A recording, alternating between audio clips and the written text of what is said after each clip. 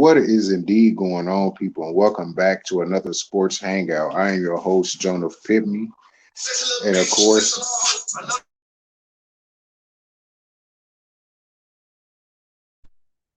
course, sorry about that technical difficulties, but yeah. Once again, man, we having a sports hangout. We talking about the Chicago Bears. To jump things off as usual, man, the Chicago Bears, of course, won their last game. They are now 4-7. And holy shit, man. I didn't expect for their season to come out to be like this, but it is what it is. Hopefully they can steal a win against the Arizona Cardinals. And shit, during that pregame show, we can have TRL on and then talk about the matchup, basically. And our first guest, of course, is KO Sports Talk. What's going on, KO? How you feeling? Yo, what up, homie? What's up, man? What's going down with you, man?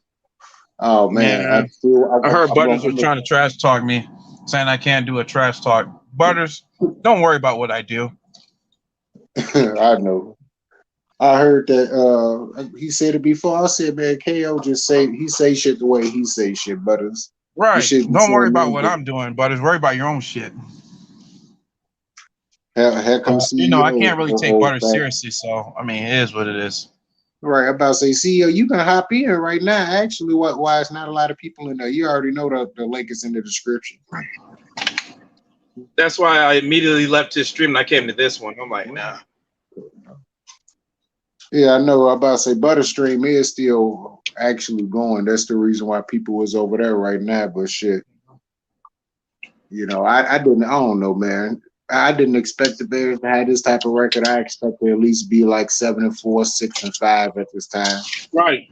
But blowing certain games, defense fucked us, and then the offense fucked us in the next games, man. Defense screwed us hard. Screwed us in the Baltimore game, screwed us in the Steelers game, screwed us in the San Francisco game. Oh, definitely. But man, I don't know, man. We just gonna have to see how this season gonna turn out. What do you think the record gonna be for the final record gonna be for the Bears? Probably like 6 or 7 wins, to be honest. I mean, realistically, but in my heart of hearts, I want them to go, 10-7, but realistically, like maybe 6 or 7 wins. That mean they actually attempted to do something later on in the season. Say shit, they do got a chance to. I still say they got a chance to steal a victory against the Cardinals simply because of whoever the hell the starting quarterback is. If it's Colt McCoy, they definitely have a chance. If it's Kyler Murray, he ain't 100%, so they definitely have a shot to take that from him. I do know that much. And Justin Fields is coming back too. Yeah, I say I'm mixed. I'm like in a mixed feelings when it comes down to that. Yeah. Who do you think should start? Andy Dalton? Dalton? Yep. Because the offense moves a little bit better at this point of the season with him starting. I agree. This is the first time. We saw how the offense moved when we faced the Lions and even Baltimore in the second half. It was just we couldn't score. That's the problem. We couldn't score. That's what I'm saying.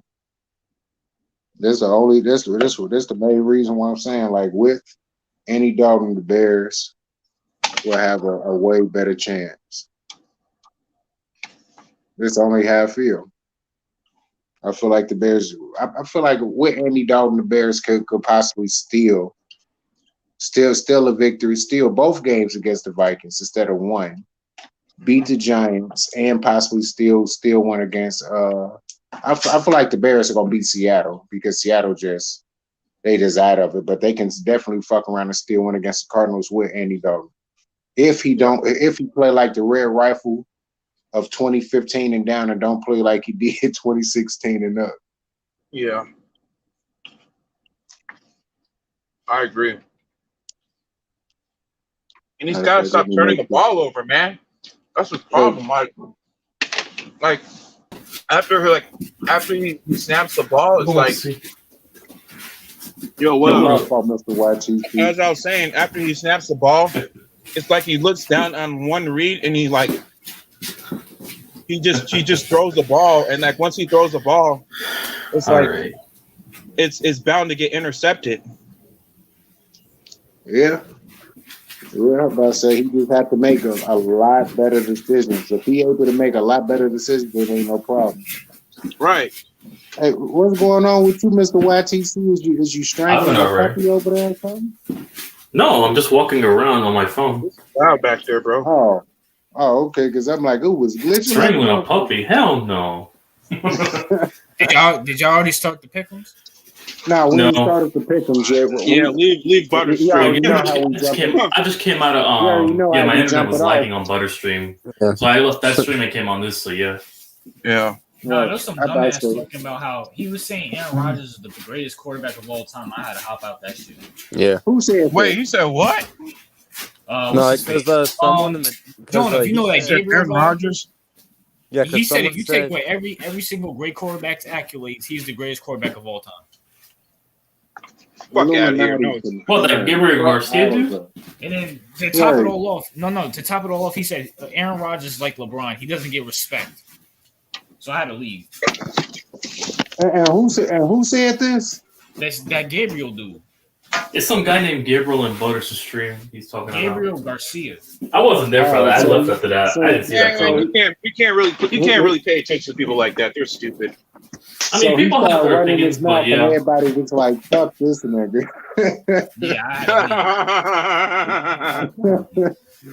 Like, man, this nigga finna make my blood pressure go up. I'm out of here. Yeah, don't let him stress you out, bro. Yeah. Hell no. Yo, going at Bears right now. Well, matter of fact, YTC, what? Since we doing a random race, I know we suck. Go ahead, we suck. You know we suck. My team for the Giants. Well, our team is ass. Just Jones, please get healthy. That's all I can say. And then for it's gonna suck. We're not gonna have him for the Miami game, especially when we're back in the race.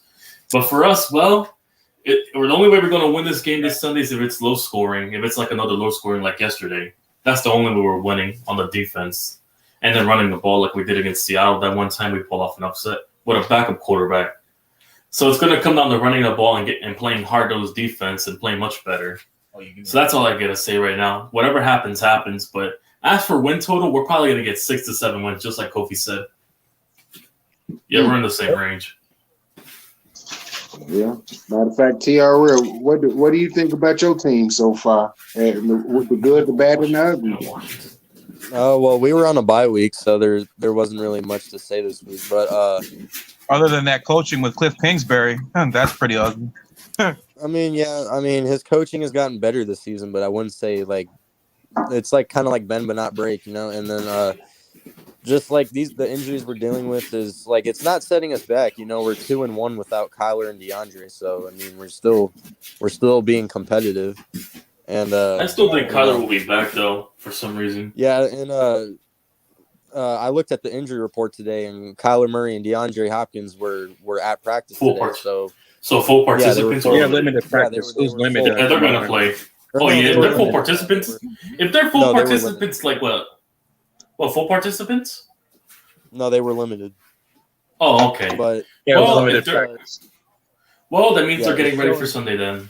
Yep. Well, yeah, it's showing good signs that they'll play, but they won't drop. They're not going to drop 30 though. They're not. It's going to probably be around like a 17-27 score, 24, somewhere around there. So like if they if it was Kyler playing, he would have dropped 30 on a fully healthy Kyler. Yeah, but I don't think Kyler's going to play good right off the bat, coming off an injury. Might be a struggling first half. It might be low scoring. So. It might be a low-scoring first half, though, like a 10-7 or 7-7. And, you know, we're playing a team with a good pass rush this week. So that's why I said it would be like a low-scoring first half. But I feel like our defense is going to keep up and be. It'll probably be. I wouldn't be surprised if it's low-scoring like the Eagles and Giants last Sunday. I wouldn't be surprised. Yeah, and I mean, as long as we can, I'm confident our DBs can stop the Bears receivers. The main player I'm worried about is David Montgomery. Yeah, Montgomery's the only real problem. Yeah. Yeah, Montgomery. Yeah.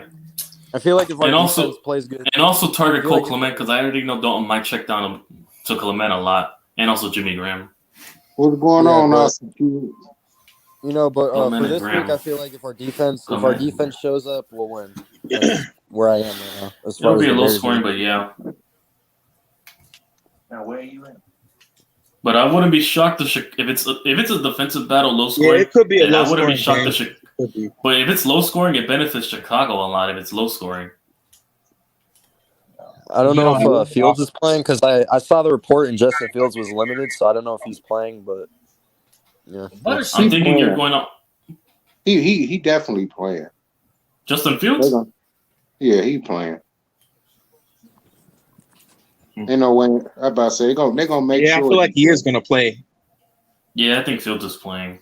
But like just like what Jonah Pitney said, you know, it's best for it's best for a week. I don't know if it really is best for him to set up because you know you want Justin Fields to get as much reps, but for the sake of his injury and all that, I think it's you know you want to protect him, you know, so you want to like start Andy Dalton because Andy Dalton he's on a 1-year deal. And he's not going to play here forever, you know. So I mean, I understand because you want to protect your investments. So yeah. Yeah. Butters. If that was me, I would not. Butters. Just rest Fields. If I'm you guys, just rest Fields and get him back for Green Bay next week. Butters, don't worry. Get him for Green Bay next week. Hey, Butters, Buda Baker will take real good care of Mooney for you. Get him ready for Green Bay. Yeah. I can see both sides. You know, I can see both sides of the argument. You know, like I understand that you know you want to protect your investment. But at the same time, you also want to give him those reps because each and every rep is very important for him, you know, so he can at least get adjusted to the NFL speed, you know, and especially a team like Cardinals, you know, they're a pretty good team, you know, so. Okay, I just want to say too before we continue, anybody that's tuning in, everybody that's on the show, damn near, link is down in the description. So just about everybody can be able to hop in and log in to everybody's channel at any given time. Hey, Joneth. So how many people can you have in this stream per person, or like how many? Only 6. 6. He's on the free plan, so 6 people. That's the reason why at times if someone new come in, especially after if you want to come in before we do the NFL pick'ems, then I'll let somebody in. But if it's during the NFL pick'em, then I say way after the fact, and then after that, this is my lunch break, so I only got 5 minutes. He said Kofi learn how to. Yeah, Kofi. Why is Butters coming at you? Like, what you say you were shitting on the Bulls? I'm like, well, isn't Kofi a Bulls fan? Why would you shit? Yeah, I'm a Bulls fan. I don't know, man. Don't even listen to Butters, man. Butters, he's tripping, you know, man. Butters, you know you don't want this smoke, bro. You don't want this smoke, Butters. I can't take you seriously, bro. I'm sorry. Anything that involves drama, Butters, and Mini 14, he's gonna want smoke. In that order. That's pretty much his whole channel. He wants to smoke with everybody. He wants to smoke with everyone. Yeah, that's a whole fact, yo. Yeah, that's a fact. It's Butters. You're not gonna Butters. Listen, I have yet to see him go through a Hoyer without beefing. You're not. I'm not gonna go down to your level, you know, bro. You know you don't want any of my smoke, bro. So you know, I'm not gonna take. And also, Butters, if you plan to make a hate week on my Giants week 17, because I know you will do, don't expect me to make a reply video like TRL did. Yeah, of course, I made a video after we lost to the Rockets. This is the freaking Rockets. They only won one game, and we are a way better team than they are. We have 3 All-Stars on our team. We have 3 All-Stars on our team. We got a way better deep bench than they do. I mean, and they lost Jalen Green. I mean, we should have won that game easily. Of course, I'm going to make a video about that. Wait, who are the All-Stars? You got Levine, Rosen, DeMar DeRozan, and Nikolai Vucevic. Yeah, Lonzo didn't make an All-Star game. So Lonzo, Lonzo, and Lonzo Ball, who's a really good playmaker too. He never made an All-Star. He's not an All-Star. He's not an All-Star, but he's a solid player. He's a very elite playmaker. Russo never made one either. No. Damn, all right, never mind then. Did he not even make one with the Lakers? No. Yeah, I thought he was a bench player. He was a bench player, bro. No, I'm talking about assists, though. I rebound, get all the rebounds and assists. Yeah, that's what he is. Well, I'm about to say, he just now coming into his own, honestly. Right. Listen, Lonzo is a pure point guard, bro. So I like him. Yeah, I fuck with pure point. I fucks with pure point guards. They are the best type of guys to have on a team because they gonna give you anything between 13 to 20, and they gonna consistently give you consistently 13 to 20. 7.5. Right, and they're gonna put you in position to win. 14 assists, especially for parlay purposes. They're gonna put you in position to win. They're gonna put you in the greatest position to score. They're gonna put you in a great position to win. Yeah, bro. Yeah, he's like CP3. Assist masters, yeah. Yeah, that's a fact, COP. I wanted Lonzo on the Knicks. Yeah, a part of me kind of did as well. But I'm fine with. But I'm content with Fournier right now. He's already dope right now for the Knicks as of recently. Oh. All right, but what was y'all talking about before I throw my fault? I better get going, man. I gotta head back to work. My lunch break is over. All right. The fact we kept with the Nets shows how great lengths the Knicks will go. Giants Nation, because we didn't have RJ Barrett playing not once on that game. That's ridiculous.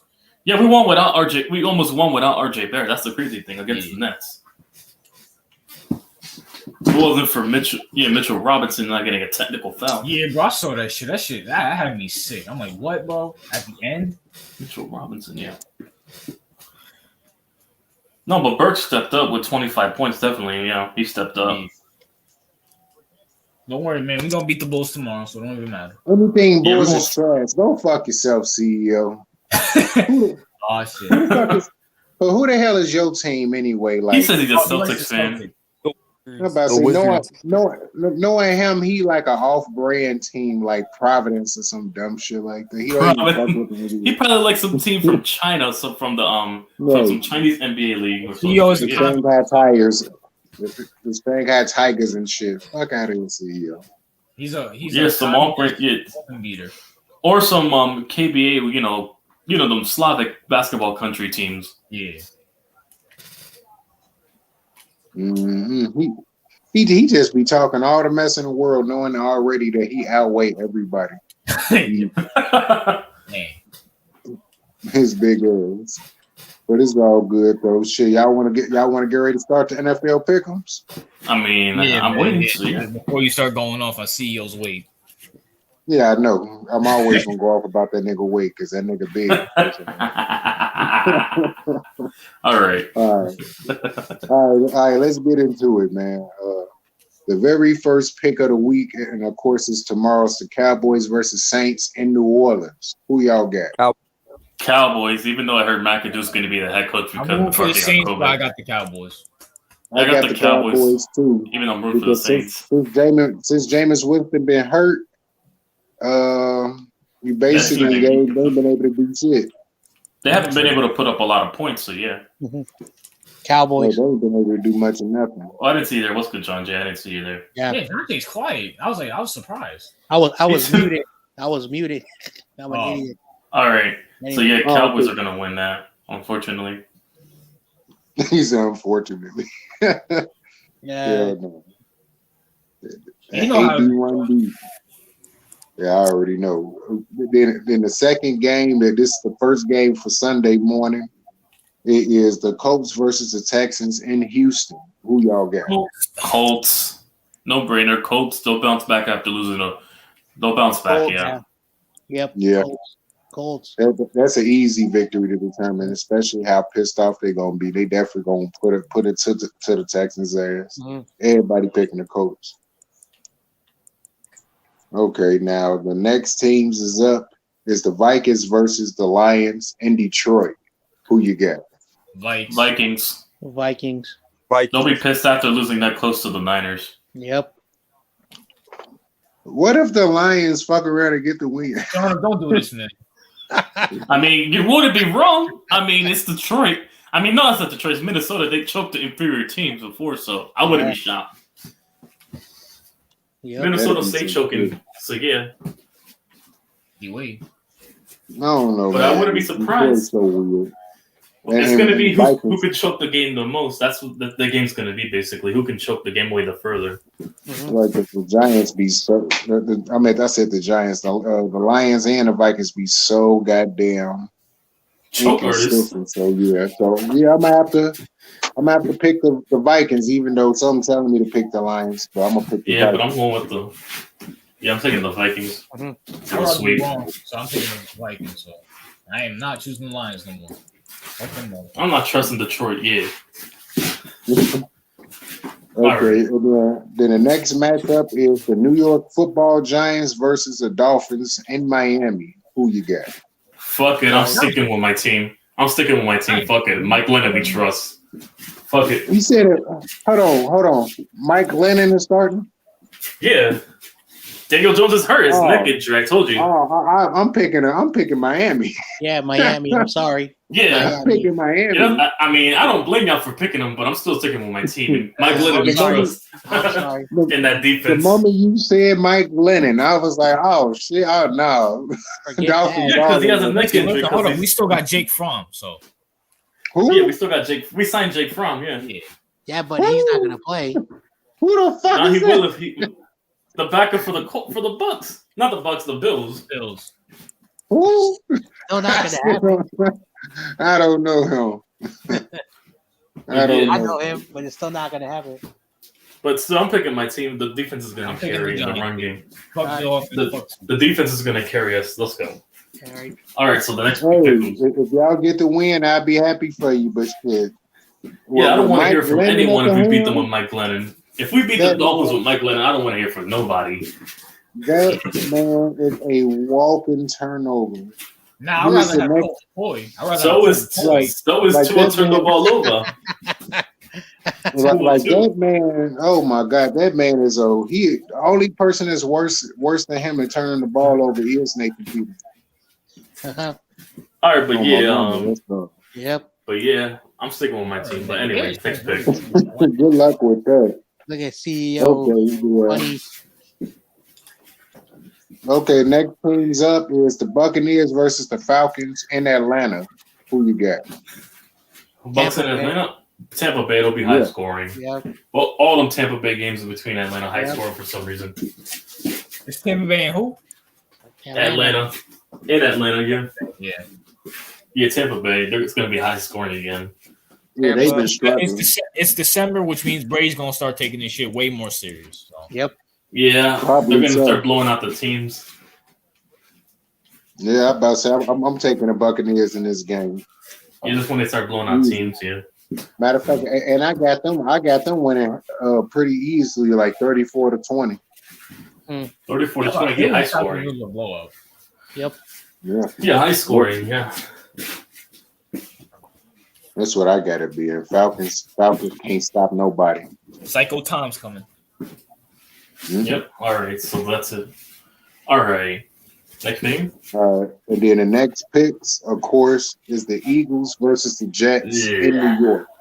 I'm taking the Jets. I'm picking the Jets. I was looking. Eagles are going to win. I want the Jets to win, but unfortunately, it's not going to happen, dude. I'm sorry. I don't trust Zach Wilson. Hell no. Yeah. I was looking. He's so fucking ass. I'm taking the Jets for the upset, man. Wait, hold on. I was looking at a. Well, hopefully you're right, Giants Nation. I hope you're right.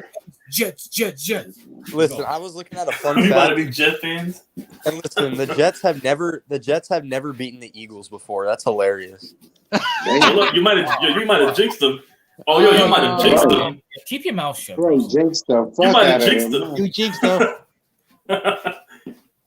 Yeah, jinx the. Oh yeah, jinx the Eagles. Yeah, jinx the Eagles. Yeah, do us a favor. No. I hope I'm wrong. No. I'm gonna make a prediction. I hope I'm wrong. I'm gonna make a prediction. It's always opposite. Hang on, no. Yeah, you're right. Yeah, jinx them. Yeah. Yeah, Eagles winning. I'm jinxed them too. Eagles winning. My prediction is the Jets are gonna win. I jinxed them. I jinxed them. We're jinxing them. We're gonna jinx them. That offsets. That's why I never say predictions. And we jinxing them. I just jinxed them. All right, so we picked all the Eagles already. All right, then the next matchup, of course, is the Arizona Cardinals versus the Chicago Bears in Chicago. The Bears. Arizona. Yo. I'm sorry, you my boy Joneth, but nah. I'm picking the Bears in this one. And Colt McCoy or Kyler, Upset, Kyler Ridgely we trust. The Cardinals are going to start to lose. We need that top 5 pick. Nah. Yeah. It's Stuart Little or Colt McCoy, Colt 45 we trust.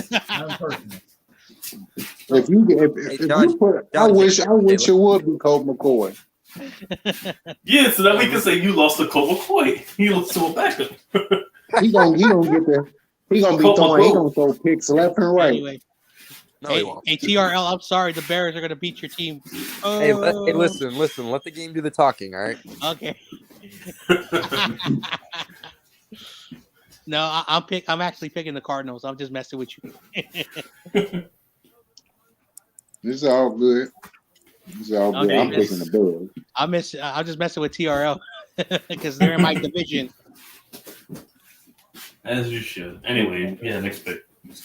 And then the next two teams up for the NFL pickings, of course, is the Chargers versus the Bengals in Cincinnati. Who y'all got? I'm sniffing an upset. The Chargers. I'm sniffing upset. Oh, we have an upset. Chargers on an upset. Nah, I like the Bengals. I can't trust the Bengals because they're inconsistent. Dude, that defense is. Both teams are mad inconsistent, but I think the Chargers will win. What happened to on the a shootout defense? All my friends who cover the Chargers. No, but I'm predicting an upset. The Chargers will pull off an upset. We got the best defense in the NFL. I'm predicting upset. Chargers. Man, the Chargers. They thought they were gonna be like winning 14 games.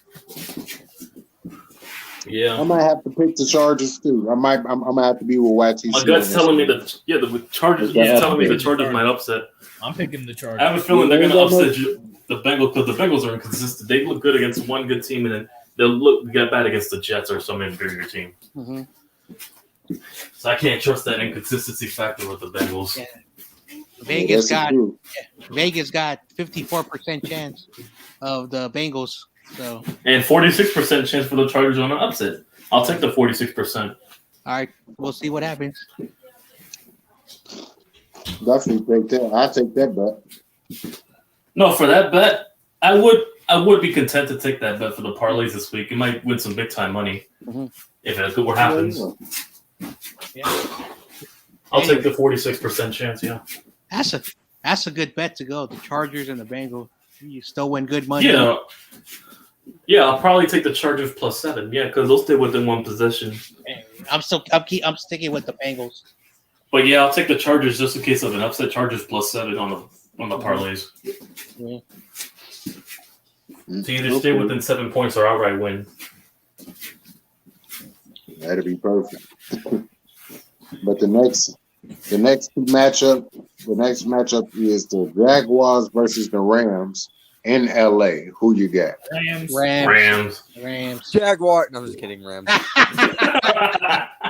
Of course, oh yeah, because you don't like the Rams. The fags over the lambs. Sorry, dude. Sorry. The Rams are going to win. The Jaguars over the Lambs. Yeah. Hey, the 49ers beat them. So that's just a reminder how bad the that was a blowout. And the Cardinals, remember, the Cardinals almost choked that game away, but yeah. Oh, yeah. No, because I remember watching that game. Remember when Butters said he went for the Jaguars? Oh, yeah, that was funny. Butters was the only one that picked the Jaguars. He was so close to winning, too. We stomped Jacksonville, all right? Stop it. No, but imagine if they won, though. You would have heard from Butters all day after that. Yeah, Butters is going to stay going nuts about something. I know. The Cardinals are winning no way to grab Bears, who lost Tyler Huntley from the win.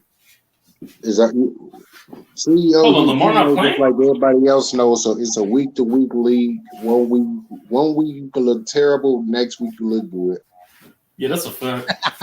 Anybody can look good. Yeah, this upsets a lot this year. All right. A lot of fucking upsets. A lot of them.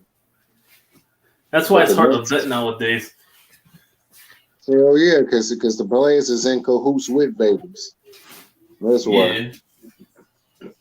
But the next matchup, this one should be a good game. Washington versus the Raiders in Las Vegas. I'm hosting that game, yeah. Oh wow. Oh wow, What? Yeah, Washington and Raiders. versus the Raiders. Yeah, because the that should entire be a NFC. high-scoring game. That's gonna be a very weird game.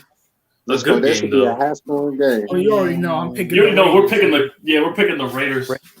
Raiders. Raiders all day. No, Just win, no, baby. no, Just win, just win. no. I'm going Washington. Of course you would. Yeah, Just they're, to me, guess I was upset. they're gonna continue winning like they won on. Hell Monday. no! Once we pull off an upset against Miami, they're going to be in the basement with a score ahead of us. I'm picking the Raiders too. You're just mad that you're in last place. Haha. Don't worry, that's about to change. That's about to change. Relax. Okay. All we got to do is stay within one game with Washington, and then we play a Week 18. We stomp them out, and they'll be last. I live in That's the all Bay it's gonna Area. be. I don't want to hear. Hey, John J, I just want to remind you, the last time we versed you guys in Candlestick, we won. So What? That's not true. yeah, Yes, it is. I believe so. In Candlestick? Yeah, Like- Yep, and Candlestick before y'all When move the year was Levi. that? Like 2001? He said No, 2011. What do you mean? Remember Mr. We Collins? beat you in 2011. no, we didn't. We Remember beat you. Con- And we beat you in the playoffs 2011 as well. No, Yeah, in the Kyle playoffs. Williams That's got the last paid time off. You beat us in the He regular got season. paid You off. beat us- Whatever. Screw you. Hey, don't get mad at All me right. because Alex Smith didn't get it done. All right, so yeah, Whatever. I'm sorry, we didn't mean to interrupt you, Joneth. Go ahead. I'm surprised. No, it's all good. I'm sitting back laughing. Shit, I'm actually Washington's gonna surprised win. Butters haven't hopped in. hell no. And then That I'm was gonna sleep. roast you when it happens.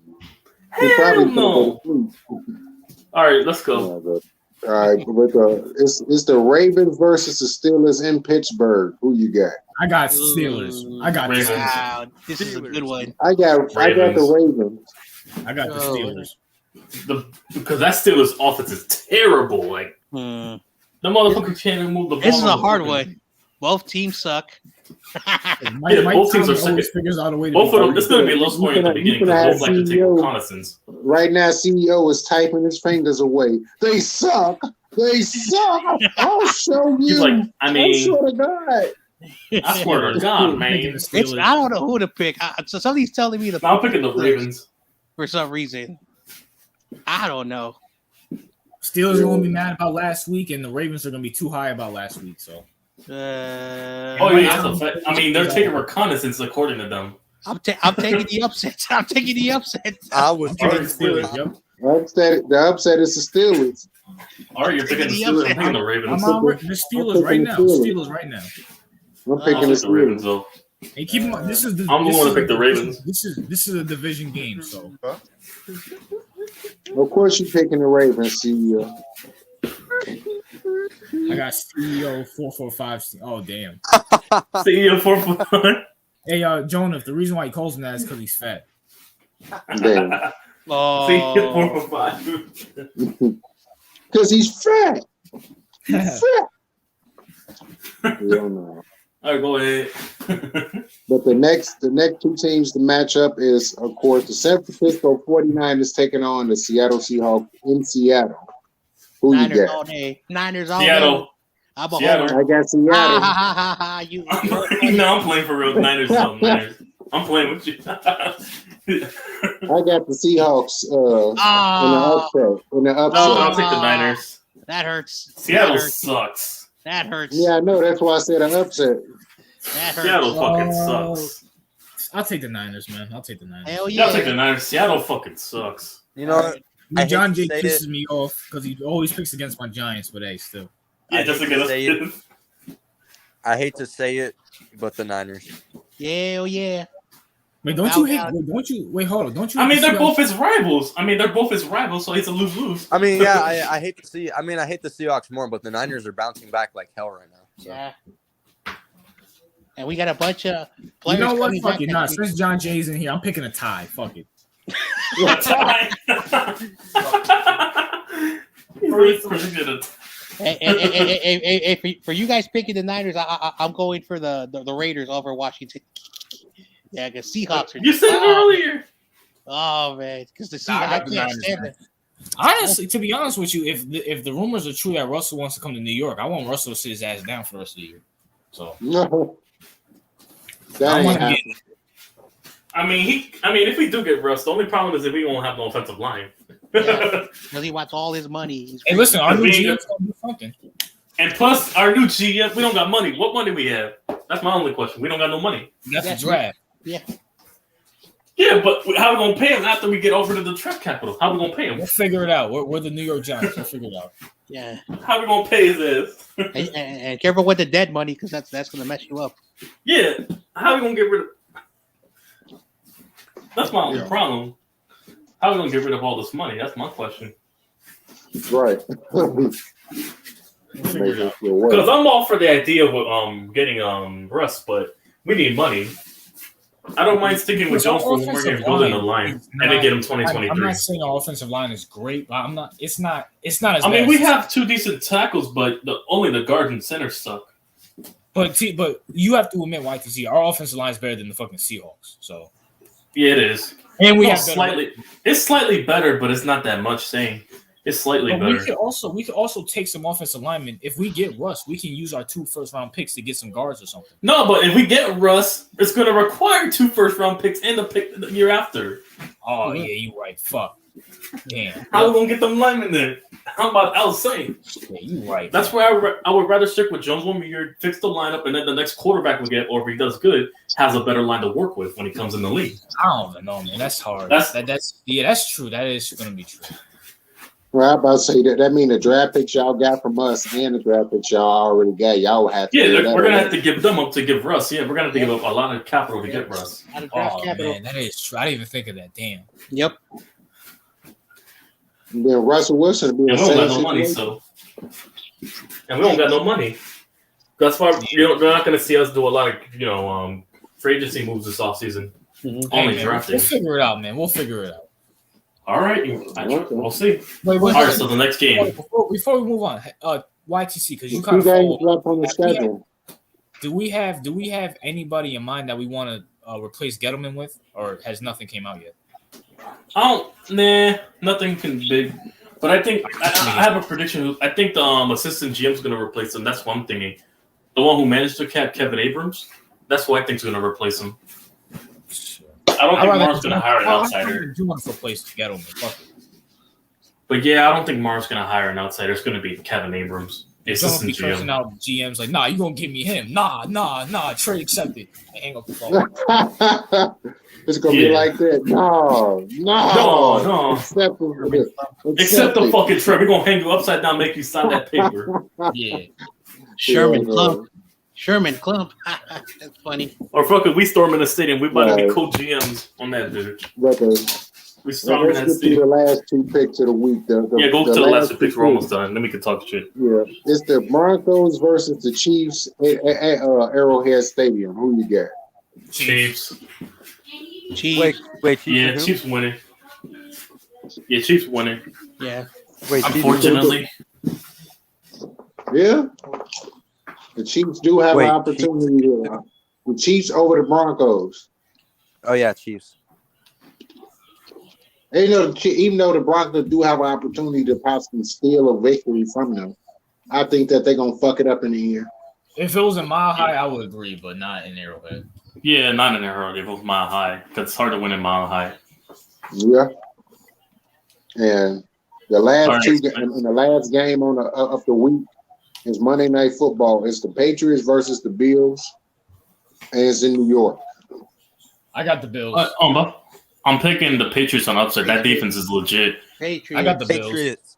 I got Patriots as well. That defense is legit. Mac Jones has been playing top football as of late. I'm taking the Bills. No, but I think that Patriots defense is going to make Josh Allen's job a living hell. Yeah, dude. Patriots defense is something else. That guy, that corner Jackson is legit. I don't know. Yeah, J.C. Jackson next year. I don't know where he found him, but that guy is legit. And then I know J.C. Jackson. And you look at their defense. All their players are back, and on the offense they got just all these weapons. So taking the Patriots. Yeah, so the Patriots are back. I can't believe I'm saying that they're already. Yeah, didn't take them long at all. The evil empire still returns. Yep, evil empire. Like, man, that's what happened when you have a well-run franchise. Everybody was doubting Bill Belichick, but he know what the fuck he doing. He just needed a season to do reconnaissance, and now they back. Like, they're back just for reconnaissance. That's it. I knew that they were going to be good. I didn't know how good they were, but yeah. It was just taking reconnaissance. Yep. That's why Bill Belichick was following Kyle Shanahan, because he was trying to convince him not to draft Mac Jones, and he basically made him take Trey Lance, because Bill Belichick after that trade, Bill Belichick was in all the quarterback. It was at Justin Fields' pro day, Mac Jones' pro day, and Trey Lance's pro day. So he was doing his own reconnaissance, and he got the quarterback he wanted. He really wanted Mac Jones. In that order. Is that the last matchup? Yeah, that's it. Oh, that went by quick. Damn, it must be a short week or something. Damn. Yeah, because it's 4 teams on bye right now. Bye weeks. Yeah, I know. So as we get closer and closer to the end, that's when everybody start having their bye weeks, and then eventually it'll be a full schedule all over again. Mm-hmm. Yeah. Because even when I was going through it, I was like, damn, somebody missing. Something. I know the Panthers, the Packers are off. Yeah, I know the Panthers and Packers are off. I forgot the other 2 teams that aren't playing. Damn.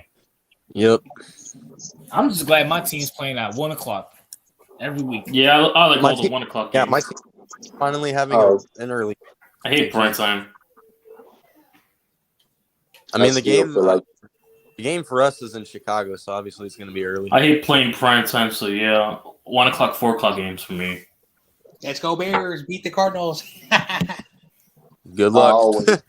I always like the early. The Rapper 1000. Anyone who wants Trubisky over Field, I do, because he could probably pass the A-Rob with ease. Well, one of the main things Trubisky got over him, not only him giving the ball to A-Rob, but anything that was 0 yards to 20 yards down the field, Trubisky hit that motherfucker with straight accuracy. Yeah, 100% accuracy. Y'all should have kept Mitchell Trubisky though. Yeah, I've been saying it. I've been saying it before I met y'all. Now he's holding a clipboard in Buffalo. Yeah, and then he finna go somewhere else, get signed, make a whole bunch of money. If he goes to a team like Pittsburgh, he's gonna instantly be their franchise quarterback. I'm telling you right now.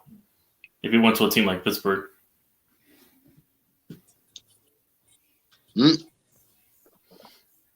Yeah, I'm about to say shit. What? Trubisky gonna fuck around and take a team to either an AFC or NFC title at least once or twice in his career. He gonna pull some shit like that, and all of us Bear fans is gonna be looking like, especially the ones that want to keep him, like son of a bitch. All the haters just gonna be talking shit. That's what I'm finna feel if we get rid of Jones. If we get rid of Jones, that's my biggest fear. If he goes to a team like the Steelers or a well-rounded infrastructure with weapons and an O-line, that's what I'm gonna feel. How was Ryan Pace? And he goes off. How is Ryan Pace still in your front office? That's how I'm gonna feel. I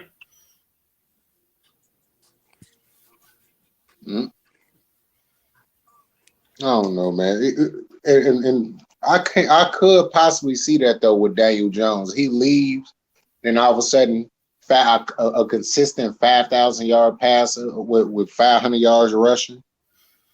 Yeah, I'm gonna be pissed as a motherfucker if that happens. If he leaves the team and he does good elsewhere. Boy. But if he was to leave, what would be the most probable places for Daniel Jones to end up going? I said Pittsburgh. That was one of the teams I listed. Either Pittsburgh. Who else could possibly be? Can't be Jacksonville. Nah, not Jacksonville. The Lions.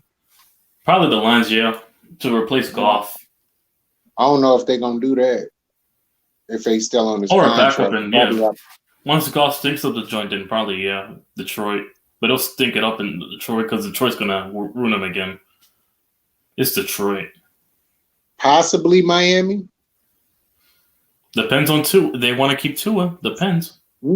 Denver Broncos. Yeah, that is probably the most logical spot. Just noticed that. What's going on, Rapper 10,000? How you feeling, bro? I was watching, Colin Coward in the morning, because there's nothing on in the morning. He always roasts us. And no, he was talking about something very interesting. He says that for like quarterbacks like Trubisky, Garoppolo, and a few others, there's still going to be a bidding war for those quarterbacks because, Trubisky, he just took a deal, to be on a roster, but he's still a good quarterback. If he's a starter. Yeah, if he goes to the right system, he's going to thrive. The same thing with Garoppolo. If he goes to the right system, because Garoppolo, you could tell Garoppolo is very fragile when it comes to how he plays in that system because he does not like, to play, in Kyle's system. And that's why Trey Lance, we drafted him because we're seeing what Kyle's doing. He wants a quarterback to be like an RG3 or a Cam Newton, someone who can mobility, because that's one thing about Kyle. Like I don't think he wants to. He wants Colin Kaepernick 2.0, but without the woke stuff. It's so weird, why, and now it makes a lot of sense why we went for Trey Lance over Justin Fields or Mac Jones. So that's what he wants, to do. Because, but we'll see what happens. Like I said, free agency is a long way from now. We can always, speculate what's going to happen, but we'll see what happens. Yeah, but I don't know what's going on in the free agency. We'll see what happens. Urban Meyer should leave the Jags to the Bears. Urban Meyer? You want Urban Meyer? Really? I don't know if his offensive concept would mesh with the Bears' offense. The Bears always had a run first type of style of team. And no matter who the quarterback is, if they able to somehow mesh the run with the pass perfectly, like they did in 2018, a little bit in 2017, and years prior to that, like they did in like 2010, 11, 12, 13, then the Bears can fuck around and win 10 or 13 games. But in order for that to happen, you got to have an offensive coach, an offensive coordinator that can put that in perspective. And probably Greg Roman is the best type of guy to do it. Let me propose a question to you, Joneth, about possible coaches. Well, I think because Matt Nagy for sure after this year he's not going to come back. I hope he don't. What do you think of what's his name, Eric Bieniemy coaching Justin Fields? Do you think that works? I wanted just to propose that question. I don't know too much about him. I have to go back and actually research him and look at his information, look at his credentials, look at how well he coached over time in order for me to make that type of answer. But Greg Roman, I know just from him coaching Lamar that they can put that same type of concept in Chicago because they have the running backs to be able to do it.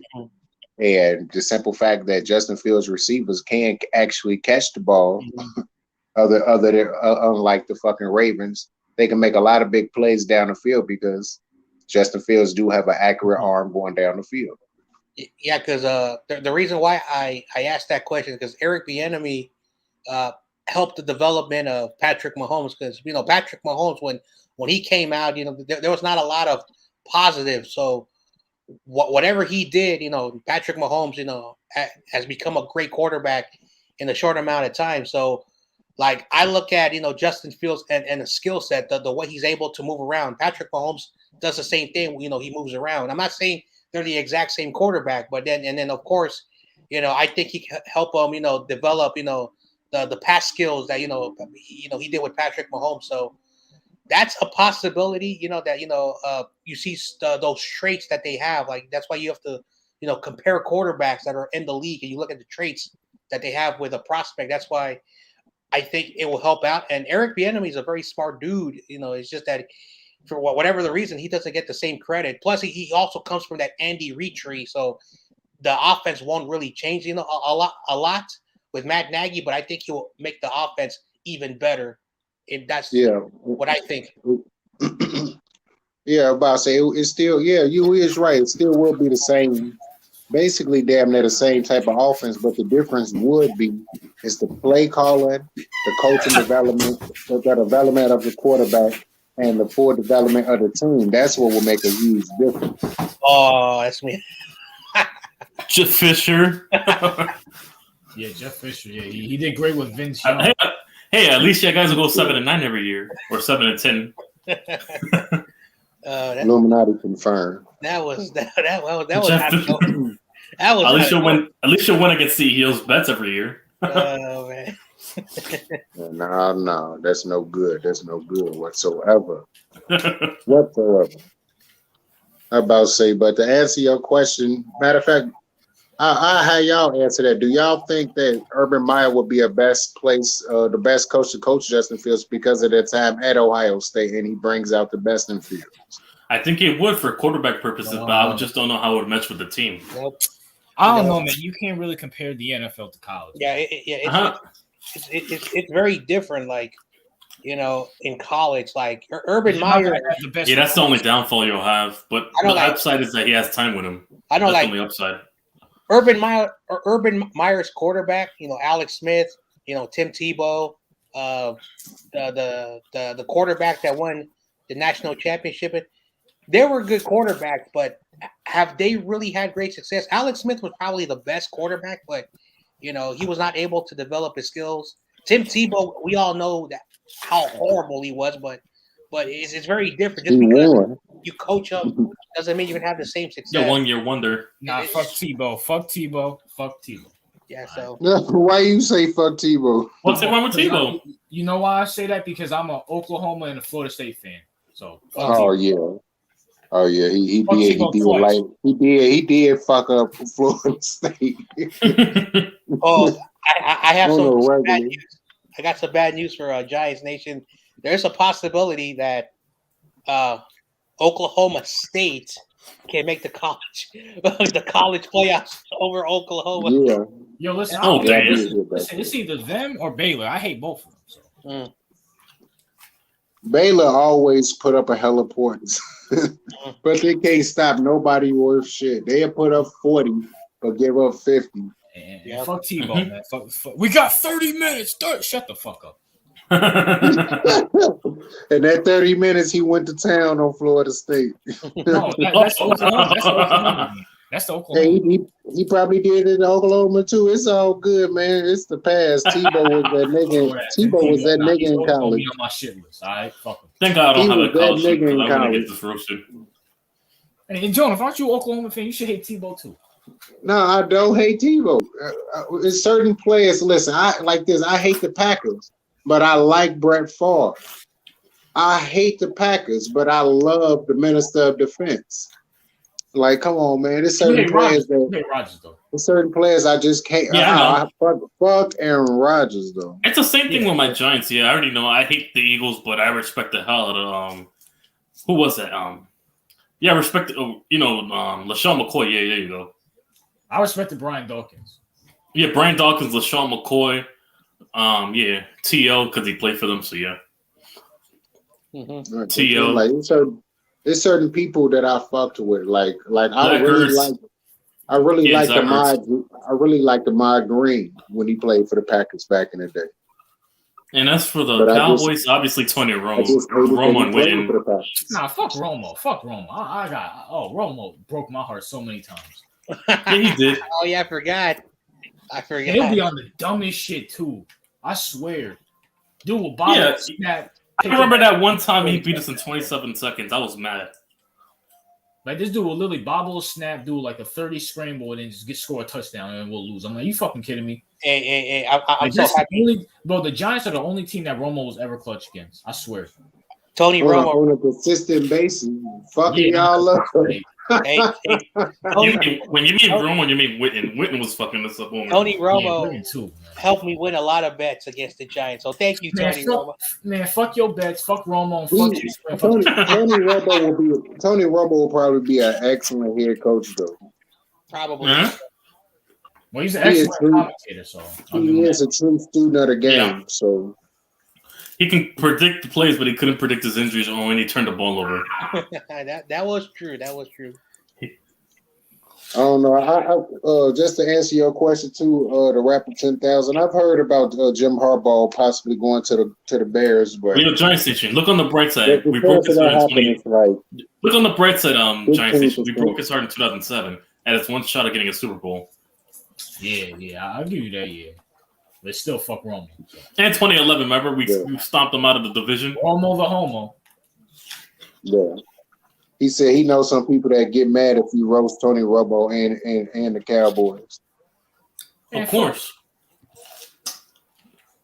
Hell no. It's always somebody upset about something. Well, it's the same thing with Cowboy fans coming after Eli in the same way. Yeah.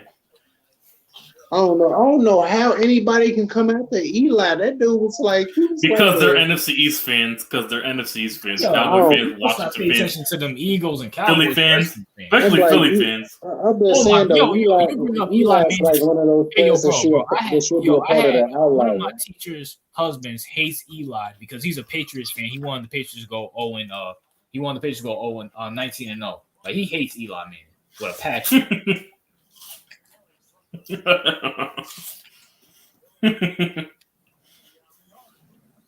Come on, bro. It's just that. Mm-hmm.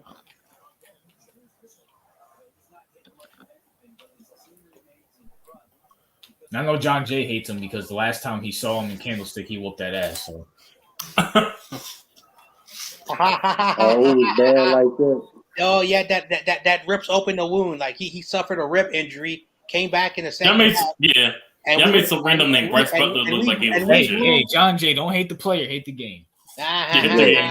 Whatever. Don't be mad. You let some guy random on the Cowboys named Bryce Butler score on Dak Prescott is not that great of a quarterback for the Cowboys. Other than Tony Romo.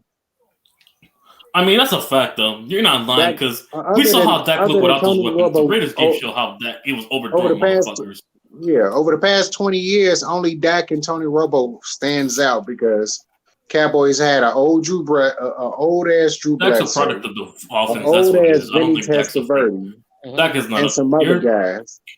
They had Matt Nah, Dak's not elite. Dak is only elite because they have weapons around him. And they also because you saw how Dak played this season when he didn't have Amari Cooper playing, when he didn't have CeeDee Lamb, or he had randoms at wide receiver playing. And Zeke was fucking up. He couldn't get nowhere than 3 yards of carry. You saw how Dak looked. I think that's a good quarterback. He just needs shit around him. To me, he's a product of a line because like you said, any great quarterback can overcome those circumstances. Rodgers does it a lot. So yeah. Yeah. That's what everyone keeps telling me. Any great quarterback will overcome any weapon defaults. They always come through clutch, and that's what CEO tells me every time with Lamar. You can say the same thing about Tony Romo. Tony Romo had a lot of 8-8 seasons, and he couldn't overcome shit. Yeah, and he had weapons around him. Yeah, he had fucking Des Bryant, he had Miles Austin, Tavon Austin, Cole Beasley, all them dudes. He still went 8. DeMarco Murray, Marion Barber, Felix Jones. Yeah. They had DeMarco Murray, Felix Jones, Marion Barber, and all them dudes, yeah. So, I mean, hey, it is what it is. It's still fucked that I'm a Giants fan, but hey.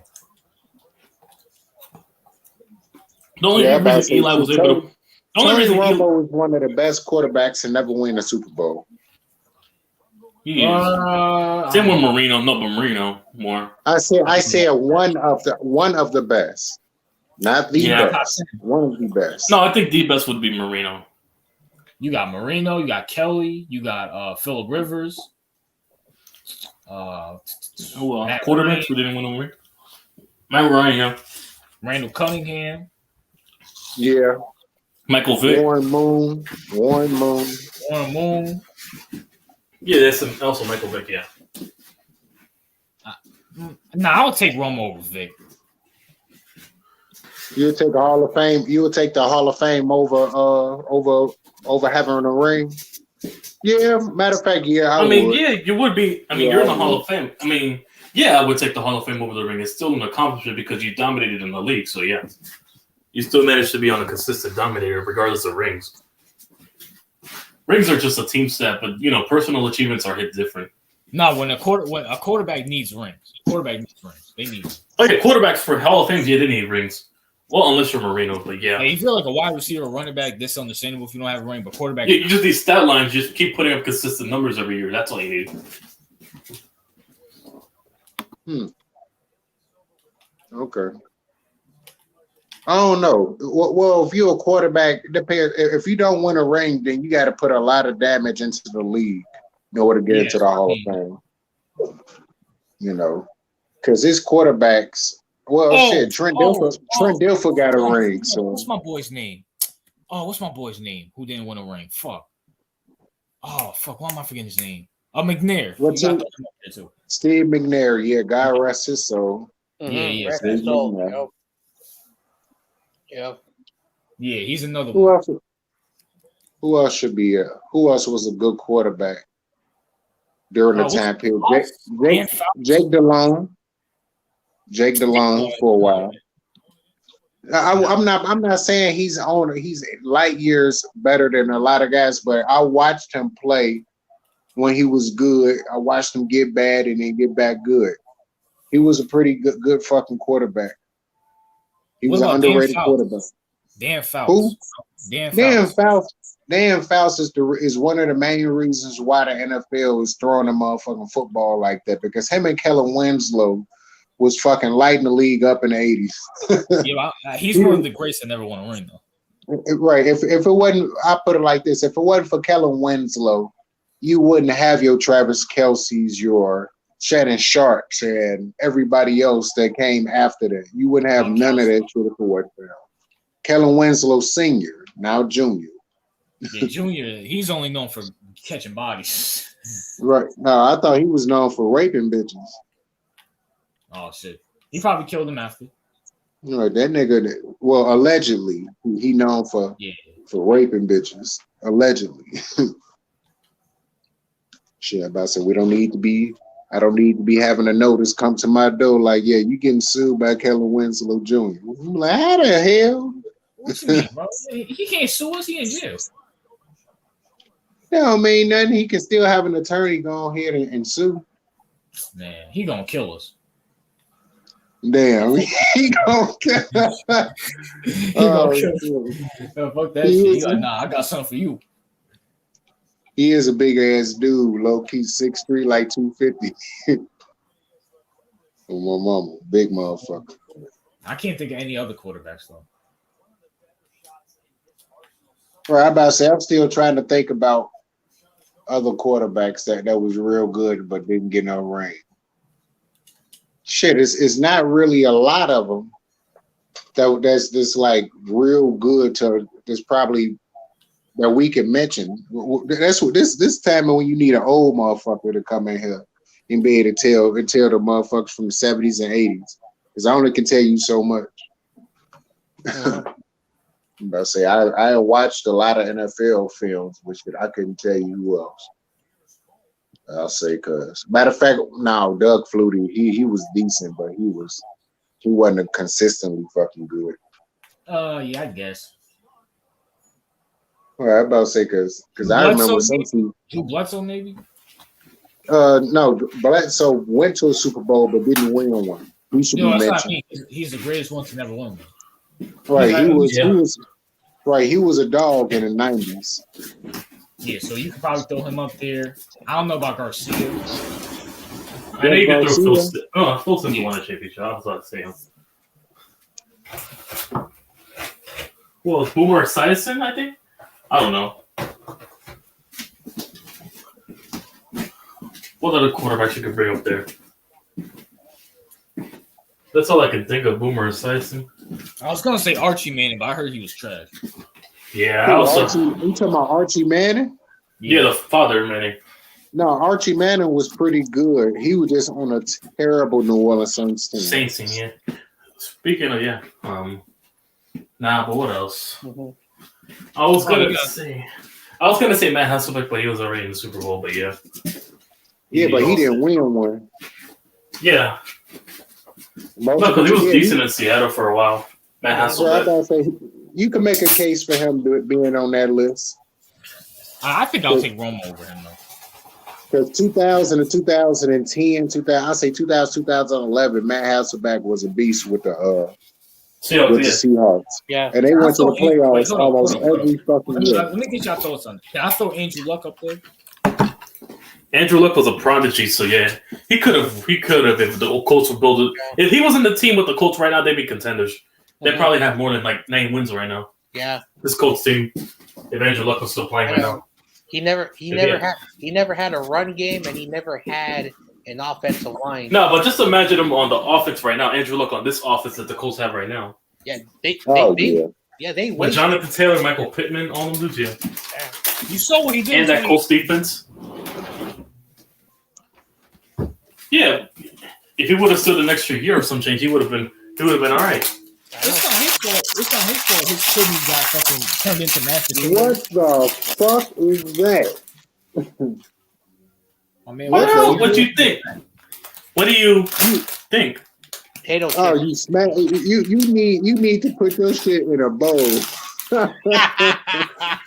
I'm not putting them in a fucking bowl Why not? because I don't feel like washing my own plate afterwards. You don't have to wash your plate afterwards. You just put some soap and water. Put that in the bowl, or put that shit on a napkin. But it's whatever. That's what I do. Like after I No, use. but It's already open, so you're good. Mhm. Right, you were saying? What you saying, John Jay? Go ahead. Yeah, I was saying that Andrew Luck, like at 28, 29, retired because of the Colts' mismanagement. Just if they would have invested in offensive line and running back earlier, then he would still be playing right now. But as I mentioned in other streams and other channels, that every year he would go to Stanford because they have a good medical center. Finally, in 27, after the 2017 season ended, he went back to, and they said, "Nah, you can't do it no more." So he gave it one more go around, and he tested his body. He couldn't do it anymore. Like he couldn't always rehab every year because he would always come back, and his bones were messed up. His back was all messed up. His ribs were cracked. It's like I don't know how he made it that long, but he did the right thing. He did the right thing. Only he came back. Yeah. Matter of fact, I got a question for you, John Jay. Mm-hmm. If Jimmy Garoppolo, it's two questions really. If Jimmy Garoppolo was to leave the 49ers, which team would he go to? That's the first one. And the second one is, if Trey Lance is to start next season, what is the early prediction of what their record could possibly be? So if I had to just pick a random team, depending on what Aaron Rodgers does, he might go to the Packers because they run the same system. And the Packers, all they need to really do is keep the wide receiver and the running back, and all he is a plug-in player. That's the best place for him to succeed because it's the same system. Trey Lance next year, of course, he's the starting quarterback. I think next year, after a year learning the system and the talent that is going to be around him, the Niners will win maybe 10, 11 games with them because they have a lot of great pieces around them. So that's a very early prediction. I'm just, throwing a number out there, but the Niners are still going to be a quality team next year, and we'll fix our defense next year. We'll fix our defense. So he came into a great organization that has a lot of players around him. So there's not going to be a lot of pressure on him when he takes over the job because they've been grooming him to be the guy for the next 4 years. Okay. So he might. Is that what you you and most of the fan base specifically banking on? And if so, if he turned out to be a bust, how much would that push your franchise back? So most people think that if they bench Jimmy Garoppolo, that Trey Lance will lead the 49ers to a Super Bowl. Those are delusional idiots. I don't even call them the faithful no more. But Trey Lance, next year will probably lead the team to a playoff. Now, if he does not pan out, which is still a high possibility, It's going to be crazy at Santa Clara. That's all I'm going to say. If he doesn't pan out, because he's only 21 years old. He's still young. He's 21. So next year he'll be 22. So he's still a very young quarterback. Well, that proves how cutthroat the NFL is. You know, quarterbacks. You know how they get down now. The NFL, they don't give a shit no more. Mm-hmm. They get rid of you quick, fast, in a hurry. Yep. So, like I said, if the Niners make the playoffs, Kyle's job is safe, and maybe John Lynch's job is safe. But if the Niners finish like 9-8 or 8-9, someone's gonna be fired. It won't be Kyle, but right now probably John Lynch, probably be Lynch. And as a 49er fan, if you want a general manager to help you guys out, John Lynch, because he's a very smart dude. So that's what I think. But if John Lynch stays, I'm so scared that you guys are going to steal Adam Peters, because he drafted Fred Warner, Dre Greenlaw, George Kittle, and many others. I hope that's another candidate I'm looking for, because that one's gone to New York. I am scared because I hope he goes to New York. He's going to be a high quality general, because he's the assistant general manager. They gave him that title, but Adam Peters. A lot of teams will be calling his number. Look what happened last year. I looked at his resume. Definitely on one. I'm interested if I was him. We were 6-10, and we got Robert Saleh a job. So Adam Peters, I'll be more mad. From New York versus, I was happy Saleh left. I never liked him, but for any teams who need a general manager, Adam Peters drafted George Kittle, Fred Warner, Drake Greenlaw, and many other undrafted free agents like Azeez Al-Shaair. A lot of late round. He drafted Mitchell? He drafted Mitchell. All right, say let's get him. He's smart. He's a smart dude. That's all I'm saying. Yo, Giants Nation. Well, it looks like we found our GM for next year. I'll stop. I hope not. Well, we'll see. Yes, come to New York to fix this offense. Okay, I got a question for both of y'all, Giants Nation and you, Mr. YTC. If let's say Daniel Jones don't pan out, and y'all release him, and y'all don't get Russell Wilson, what will be the next step for y'all to get another quarterback? They're probably going to draft one. They're probably going to start. We're going to have to start. We're going to basically blow it up and rebuild. It's as simple as that. If we don't get Russell Wilson, but to me, I don't think Jones will be gone after this year. They're going to keep him for one more year because he's on a rookie contract. So they're going to use that limited amount of time he has left to build the line around. So if he pans out, then that's good for the offensive line moving forward. Because they have a quarterback in position to play with them. But if not, then the next quarterback we draft up, it's going to have a better position to work with a much better line than what Jones had when he first came into the league. So it's a win-win for us if you just build the lineup. It's more convenient. Okay, have you even bothered to look at any draft prospects? Any possible of prospects? Course. Oh, yes, of course, yeah. Okay. I want obviously this edge rusher from Iowa, Aiden Hutchinson. And then some guy, and then Collardis, something like that. Some guy named Chilardis something. It's a pass rusher from forgot who he was, but it was some pass rusher from there. And also Drake Jackson from USC. Yeah, he's from USC, where Leonard Williams came from. Drake Jackson, so yeah. As for O-line, Kenyon Green, Evan Neal, Tyler Lindenbaum from Iowa, so yeah. Those are a few prospects at O-line and edge I've been looking at. Okay, at least you've been doing your thing, making sure to check out all possibilities. I haven't even been doing that. Mm-hmm. I said, O-line and edge rusher, fix both sides of the ball. We have the skill position players on the wide receiver and the secondary. Just need a pass rush and an O-line to block. That's all I've said all year. Yeah, about to say shit. Only thing the Bears really need right now is a better offensive line. Please make sure they get some offensive linemen that can pass block but can still equally run block like this one. Yeah, run block. And then if we can try to trade Saquon for a decent running back, I'm all for it because Saquon's damaged good at this point. I'll even admit it. He's damaged goods. I like him, but yeah, damaged goods. Yeah. Now, the only fucked up possibility that can happen is that he goes somewhere else and then never gets injured again. I know, I can bear with that because running backs are replaceable. But if it's a quarterback, then I'm going to be sick because quarterbacks are the cornerstone of your franchise. Running backs are easily replaceable. I'm not going to be too tight with Saquon does ball out. Power to him. But if Daniel Jones leaves and balls out, that's when it's going to hit me personally at quarterback because that's the franchise. That's the face of the franchise. Okay. So, yeah. But, yeah, I don't – yeah, if it's a running back, I'm not going to care at all. Only quarterback.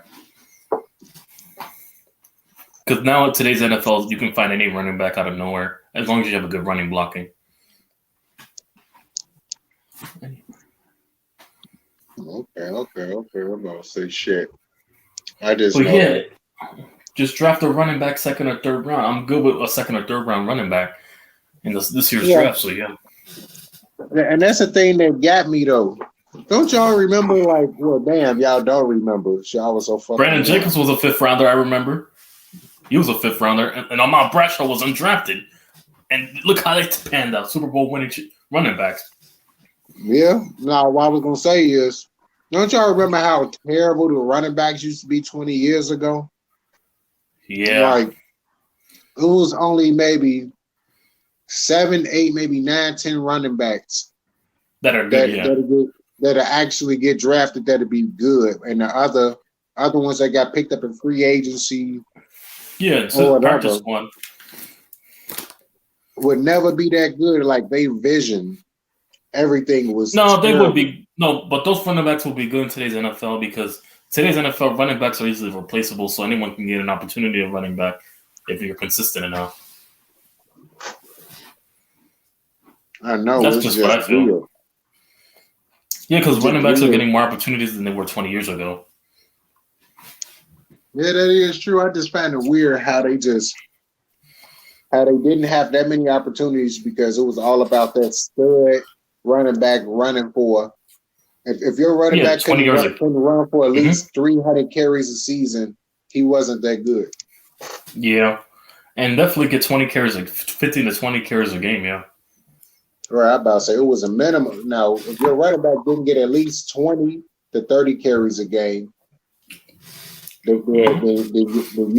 wasn't considered to be a running team, basically. Yeah. No, but with us, we split carries with the Bradshaw days. We were splitting between both of them, so that's what I loved. I don't know why we abandoned that way.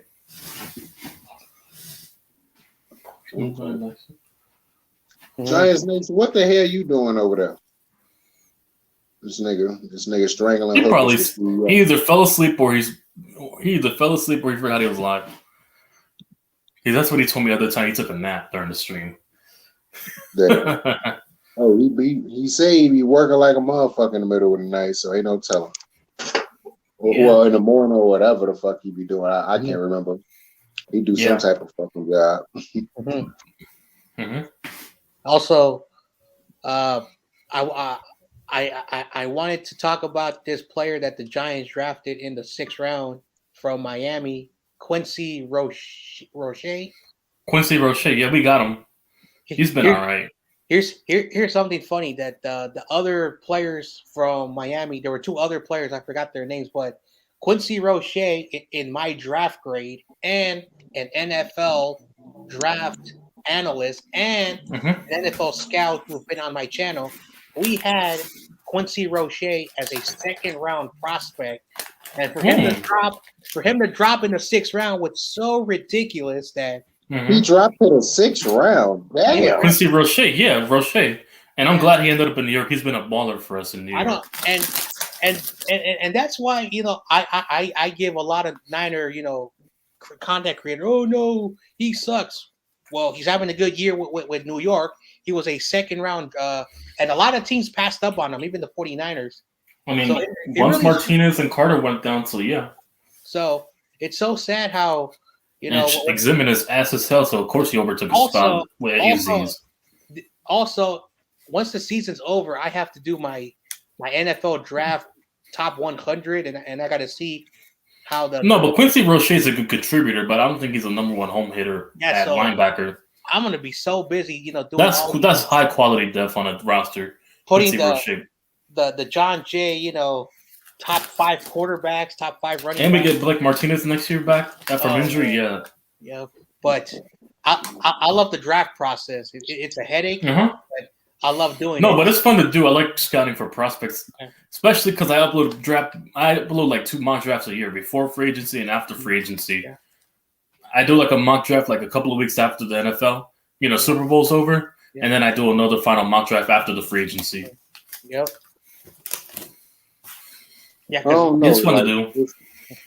It's always been a little hard for me to get into the draft process. Like, it's easy to get into it when you're on a video game, but actually watching that shit live and having to try to keep up with key players at certain positions. What's the team? No, I'm posting a draft on my channel, though. That could be kind of I posted multiple drafts on my channel. I'm about to say, I have to see it. I'm about to say, because during the time you started doing the mock drafts and stuff, I didn't even.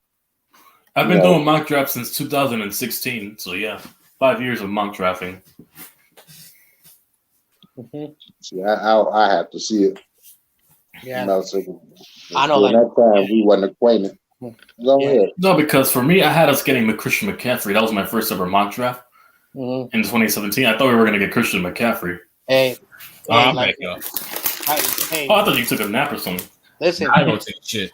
Listen, hey, once the college football season is over, I got to look at the top 100, and then I got to evaluate, and that's going to be about 100 hours of film and tape that I have to. Yeah, definitely, I'm going to be evaluating because that's not. I want to look who's the cream of the crop, best edge rushers and O line, pass rusher and O line. That's what I'm looking at. One great example was. Just all O-line and edge rushers, and then secondary possibly. We drafted Trey Sermon, who was a 4th round. Running back. So those are the top 3 needs, and also running back. 49ers drafted him in the 3rd round, and then we drafted a guard who we're not even using this year in the 2nd round. But also a running back. I'm scouting those 3 positions on the off season: O-line, edge, and running back. And I was right. We're not using our guard that we drafted in the 2nd round. So. That's the 49ers for you. They always do a lot of dumb things. So,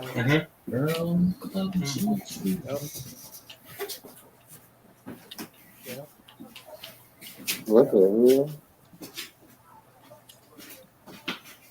hell? Man, something going on in your background. You sure ain't nobody getting fucked up over there, Mr. White? No. Hell no. No, it's just because my floor is made out of wood, so there's a little creaking. Matter of what, you got on house shoes? Yeah, I got slippers on. What are you talking about? Yeah, I knew it the way that, because I'm like, this shit sliding like a motherfucker. It gotta be. I was playing my game. No, me. No, because I don't walk around barefooted. Hell no. I know I have OCD. I always make sure I'm wearing slippers or sandals or. Yeah, exactly. I make sure my floor's clean. I don't want my foot dirty or my feet getting dirty in general. Even if I vacuum my room, all the thoughts in my head, because I have that weird, the dust. Yeah, it's OCD. Yeah, my mom has OCD, so yeah. Anyway, it's not fun having that. I tell people, OCD, all you do is watch your head. No, it's a brain disorder. It's a brain disorder.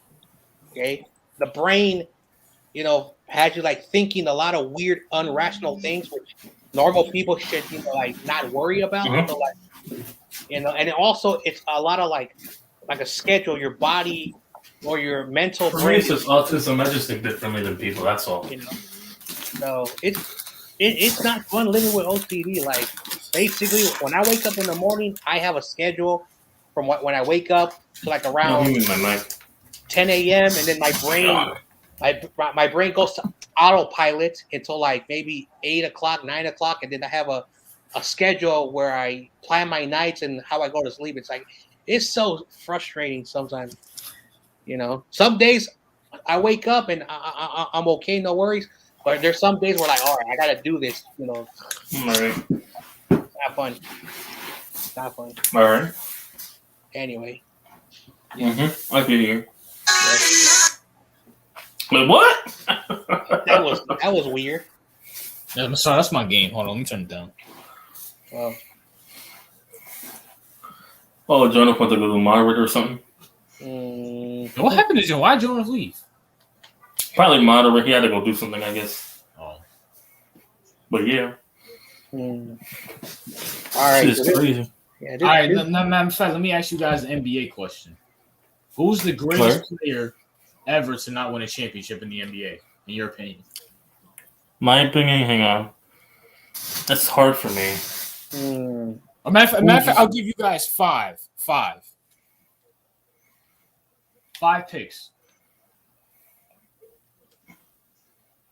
I can go first if you guys want. Go ahead, because I'm thinking, Theo. What?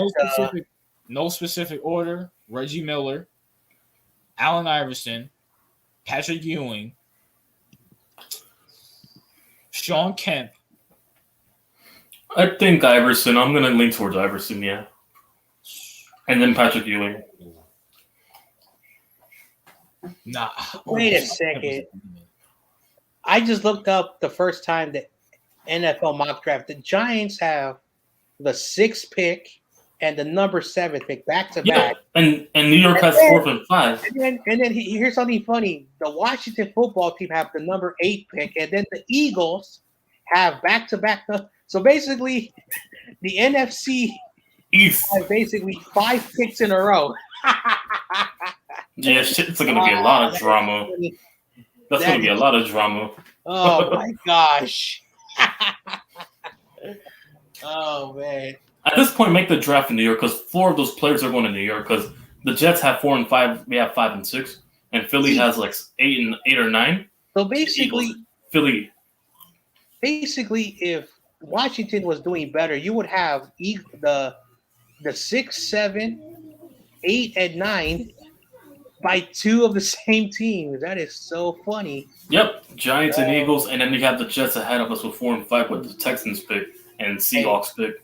I won't be surprised if either your team. No, the Jets don't pick and the Seattle pick, so that's why they have 4 and 5. Because Seattle's the same record as the Jets. I would not be surprised if you guys trade back for more picks. The Eagles The Eagles have. If we get 2 second-round picks, I'd be down for it. But if we get that pass rusher, then I'll trade back. 3 first-round. And get a decent lineman in the late rounds. They got 3 first-round picks. They got the number 9, the number 10, and the number 14 pick. But if it means we can get a running back in the second round, then yeah. I want a running back. Oh, you guys are screwed. The Eagles have 3 first-round picks in the top 14 picks. Yeah, that's why I want to keep those picks for. I want to get our crucial players. And plus, we have a second-round pick, and we have 2 third-round picks and 2 fourths. So we're all right. We have 2 third-rounders and 2 fourth-rounders, so we're all right. Yeah, where are the 49ers? In the mid-rounds, we're all right. We're going to have a lot of capital in the mid-rounds. Oh, yeah, we have no first-round picks because we're stupid. Yeah, I forgot. You guys pick in the second round, I know, right? Oh, sheesh. Yeah, we're screwed. Mid-rounds and also hang. Come on, man. Yeah. Trey Lance better pan out because, man, we gave up so much, and next year we don't have a first-round pick neither. No, but I also, because when you trade for a quarterback, that's what happens, yeah. Geez, Jimmy Garoppolo better perform really well for the rest of this season so we can get a second round the first pick. rounder? 2 second rounders to make up for it, No, well, Jimmy's not going to get a first round. I've said that. That's my prediction. No, second rounder at best, though. If we get a second round pick from some team, we could use that second round pick and a later future pick first round or a future first to trade up to move up in the first round because we need to address the most you'll move up is like what, the 10 to 20 spot, like mid round, the mid first round, the best you'll move up. We'll see what happens. But hey, the Eagles. You could trade up with the Eagles. Still one of the first picks for us. No, listen. The Eagles have 3 picks in the top 14th pick. So the Eagles are going to be piling up on picks. Their future looks great. I'm sorry to say that. Because they have no cap space. That's the only reason they're doing this. But they don't have any cap money. But just like us, we don't got money. Listen, they can trade those two extra first round picks outside, and they can get a bucket of second and third, even fourth. So We can do the same thing too. We trade back as well. Yeah. We have just as much, but the difference is we have established key players. We just need to build a line and pass rush. That's it, and we'll be solid. Dude, I've said this, and I know you Giants fans are there. The Eagles have a better turnaround than the Giants. It's not personal. It's nothing personal, but 3 first-round draft picks. The Eagles are because they had no choice but to trade for first round to get first rounders because they traded Wentz to the Colts, and he's obviously going to play the entire season. Mm-hmm. So yeah. So they got 3. The last time a team had 3 first round was the Raiders because of the. The Giants 1 year we had 3 first round picks, but one of them decided to go get stupid with the law. Mm-hmm. We had 3 first rounders in 2019. Sanjay, you don't know the Eagles like we do. They're gonna fuck it up somehow. Yeah, it's Howie Roseman. Hey, with a first-year head coach, a quarterback who only had 4 games, they're 5-7. Oh yeah, 5-7. That's a great record. Hey, but and also that second-year quarterback threw 3 picks against us. I am a huge fan of Jalen Hurts. He was undervalued with but he's stuck in Philly. I like Jalen Hurts too, but he's stuck in Philly. That's why he was with my Sooners. He was with my Sooners. So I like Jalen Hurts, but he's stuck in Philly. Yeah, he got to get out of Philly. Philly, it's fuck Jalen Hurts. Anyway, Philly's about to ruin him just like they ruined Carson Wentz. Anyway, they're about to ruin him just like they ruined Carson Wentz. He's not getting weapons at all. Yeah. I was fucked around and ended the podcast in the middle of talking, trying to get myself off the other phone. Well, yeah, it is good. But anyway, but yeah, the Eagles have 3 first rounders. I understand that, but that doesn't mean they're going to hit on every single one of them. Mm-hmm. That is true also. But what I would do, you can have multiple picks, but not hit on one of those. Depends on the GM. Listen. If I was Philadelphia and they had 3 first-round picks, I would trade the 2 highest draft picks down to the bottom end, and then you take the other one and you trade it down to the middle of the 2nd round. And just give it to the Niners. And you get guys want Garoppolo. Hold on. And they will get more 2nd round and more 3rd round picks. So what you're doing is you're increasing the chances of basically hitting the lottery when it comes to these college prospects. Yeah, that's what we're doing as well. And that's how you do it. It's, you can't just draft 7 players and hope they all pan out. You want to have as many draft picks as possible, so all the busts can bust and all the possible, I'll stand up, skip stand out. Yeah, that's how you do it. But a lot of people still have this old, antiquated system.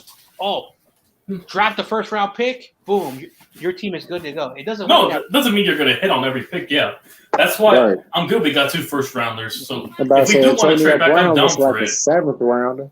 And hold up, we have a 2nd round pick. We have draft capital. If we like someone in the late 1st round, we could trade up if we wanted to get them in the late 1st round. 6th rounder.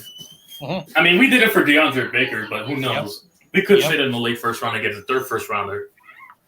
And I wouldn't mind if that person was a running back, really good running back in a late 1st round. A really good running back, yeah. But if we're trading up, I want another lineman. If we're going to get 3 first rounders somehow, I want 2 of those to be linemen and 1 edge rusher. That's all. Build the trenches and build the line. Yeah, about to say, I think that'd be our last step. Getting our offensive line and possibly the defensive line in order. Yeah, that's all we need in New York. We have a good secondary. The problem is we don't get consistent pressure enough. That's all we need was a pass rush. That's it. It's just a pass rusher and 2 decent guards. Because Andrew Thomas is a stud, and I don't mind Matt Prater right tackle. We just need, and Nick Gates is coming back from that leg injury from Washington, the season-ending injury. We already got our center and left tackle and right tackle. Just need 2 guards. Just the left guard and right guard position solidified and we're set.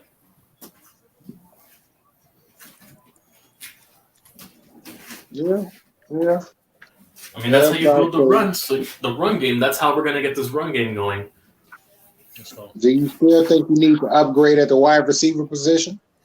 Oh, it doesn't. Yeah, wide receiver. No. No, skill position, we have skill position, but for depth, yes. Depth position, yes. We can get a couple of mid-rounders like we did with Darius Slayton, but hopefully with catching abilities. Yes, but yeah, we got for 5th rounders, 6th rounders, we can get decent wide receiver depth. Never hurts to try that. Especially in my passing leagues. But yeah, Joneth, to answer your question right there. Okay. Especially, I would say not in the first rounds, but in the later. Yeah, rounds. In the mid rounds, 5th and 6th rounders, wide receivers, especially if some depth, especially if the rumor that we're cutting Sterling Shepard. Yeah, we're gonna no. I think where will be a team that will want Sterling Shepard? The Patriots. Belichick's always wanted him for some reason. Now, me personally, I would keep Sterling Shepard. I feel like I'll give him to the Patriots. Belichick likes him for some reason. He's expressed that he likes Sterling Shepard, and he'd be good for Mac Jones because he has a constant slot receiver. But yeah, if I'm giving away Sterling Shepard, we're giving him to the Patriots. That's the first team I'm assuming. Yeah. Oh man. Football. But then we signed John Ross. That's one of the stuff. He's been a baller for us. He just doesn't get targeted enough. Yeah. We signed John Ross. Okay, then John J. What do you think is the biggest concern for your team, and what is the biggest areas that you believe that they need to work on? So the biggest thing that we have to address, and I can't believe I've been saying this since 2017, was we need a cornerback. We've never drafted a cornerback. The only cornerback we drafted who was trade up for Elam or Stingy. Pretty decent was Kellen Witherspoon, but Kellen Witherspoon would have one good game on one day, then would have like 2 bad games. We'll have a good game, 2 bad games. So it was always inconsistency with Kellen Witherspoon, but he was a really good pass cover. Like when it came to covering receiver, he was really good. But when he got burned, he was horrible. So we need to really address that corner situation. And then we also have to basically also look at the defensive tackles, because Javon Kinlaw had knee surgery. Hopefully that knee heals up and they got all the liquid out, because he's been dealing with arthritis. Oh, damn. So I am worried that next year, if he comes back, that he's not going to have the same, skill levels that he once had. And he could be a bust. So we need to address that defensive line. So the first 2 picks that we get have to be corner and defensive line up, because our offensive line next year, we're getting back this guy called Justin School, who's a really good tackle. All right. Yeah.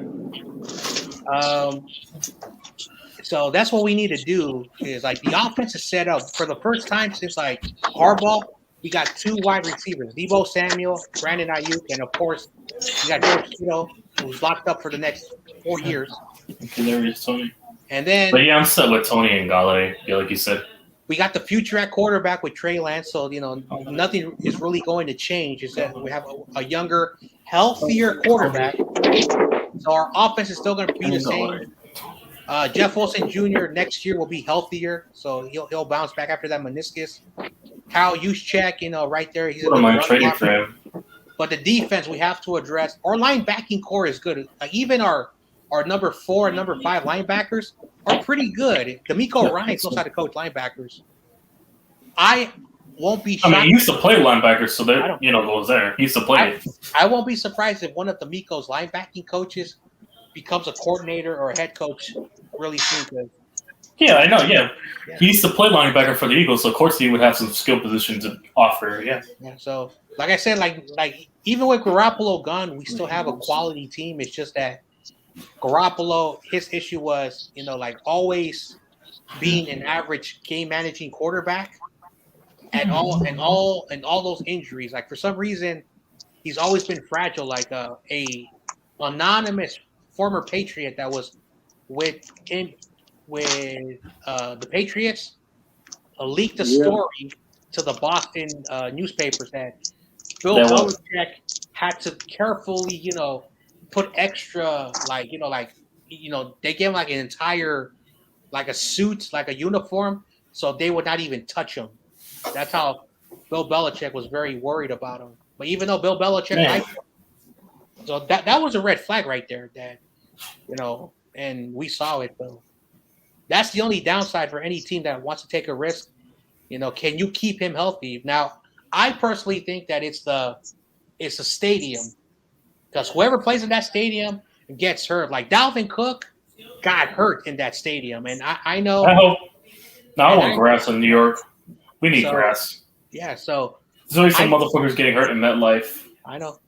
So, and at the end of the day, like, that's one of the things why, like, I trash talk Levi Stadium, not because they left, but it's a safety issue, because, like, even other teams have been complaining every time they play at Levi Stadium. It's grass, but those players also get hurt on the other team, so they get, really fed up.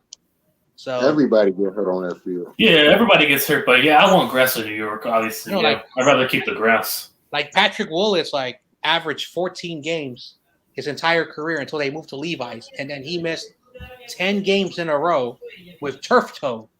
And if you don't know what turf toe is that I've had turf toe before. It hurts. Between your big toe, turf toe don't feel good at all. Yeah. Basically, no. Yeah, for those who don't know what turf toe is basically your big toe. There's an opening next to that other toe, and basically, like, the skin rips up, and that's not fun. And there's that's not fun. No, because turf toe for me, that shit swole my toe up badly and started turning purple. Yeah, so I never got turf toe, so I'm glad. I've had turf toe before when I played football, and also had turf toe when I played, recreational. Yeah, recreational. The only thing worse than turf toe is having plantar fasciitis. Yeah, that's also. That's also. Never had that, but yeah, I've had turf toe and I had hamstrings. I had them both. Yeah, I have a friend. I never got injured playing football, so. Yeah. When I played football, I injured my left hamstring. Yeah. I have a friend who has custom sneakers made for him. My left leg. Because he suffers from plantar fasciitis. Yeah. So he gets custom sneakers. Like, he can't wear dress shoes. He can't wear boots. So he's always wearing sneakers. Even when he goes to, like, special events, he wears sneakers customized. So, because he says that that's like a chronic condition he's always dealt with since he was a kid. So it sucks for him. Mm-hmm. Yeah, I dealt with it a few years back. I had to basically just stop fucking walking and running. I couldn't even box because it got so bad. It happened with people that's usually tall, like 7-footers, and it happened with people that got big ass feet. I'm not 7 feet tall, but I got big fucking feet, so that's what. No, but the majority of people. No, but the majority of the people that are usually tall usually end up having spine issues. So that's what it is. Back problems, spine issues. Yeah. It sucks.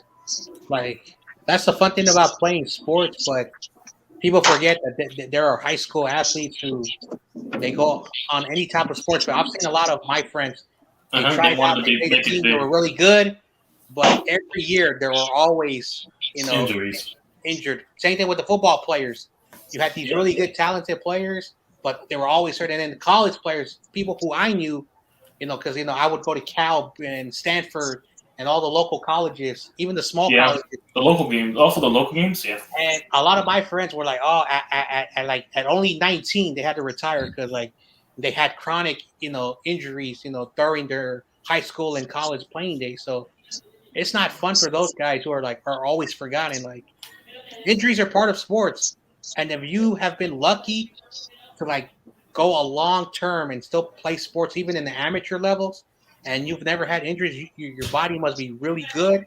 But not everyone is lucky. I know a lot of people who are in their 40s and 50s who are great college athletes, and then boom, ACL or a blown knee or a broken ankle. Let's fucking go. We beat Philly. Let's go. Yeah, so that's scary. We beat the Flyers. Let's go. Those hockey related. Yeah. We beat the Philly. We beat another Philly team. Let's go. I know we have a community college. You can Google it, called San Mateo Community College. I heard of them. Yeah. And my former boss, now he's now he's a supervisor at his profession, and when he was at that school, you know, he played Been baseball, smoking Philly all played day. football. And guess what happened? The very first tryout for the football season when he was 18 years old, he blew up everyone. He and then you had all these big, you know, college you know, recruiters. Oh, we want you to go to this school. On the very first game, on the very first snap, he tweaked his knee, and then, you know, he missed out a few games. When he came back, he suffered an ACL, and he was never the same anymore. He went to a mental depression. He quit school. You know, almost, you know, took his life. I don't like talking like that, but Yeah. luckily, you know, his family, you know, got him up. He finished school. He got his associates, and then he became a private trainer, and then finally he got hired in the sports department as the baseball, the in charge of the citywide baseball for the city of San Francisco. Oh, this one. Now he's a supervisor up at the top, and you know, now, you know, he's doing so many great things. But he was lucky that he got out of that depression, because he was like, he said, "Oh, I don't want to be breathing no more." So yeah, a lot of these athletes, you know, tough. You know, that depression. You know, oh man, I could have been something. But yeah. Yeah. I already know. I went through a mini crisis like that in 2018. I was getting ready for my first fight, and then I'm getting an eye exam by the doctor, because that's a requirement. And because I had some shit going on with my eye from like 20 years ago, and the doctor never seen it before, that dude told me I better retire before I go blind. But I found out later on that was some bullshit. But for that first year, I was over it. I didn't even want to box no more. I didn't want to do shit. I started getting depressed, but I was like, fuck it. I want a second opinion. And luckily it did. Ain't no telling what the fuck I'd be now if I didn't do that shit. So I definitely get what you mean. Yeah. That shit can affect your psyche in the worst possible way when you've been doing something all your life, doing sports. And then all of a sudden it's over with no warning. Just You know what they say athletes die twice. Yeah. Yeah. Yeah. I'm about to say your ass died during your profession. When your profession is over, you die, and then when you die again when you die.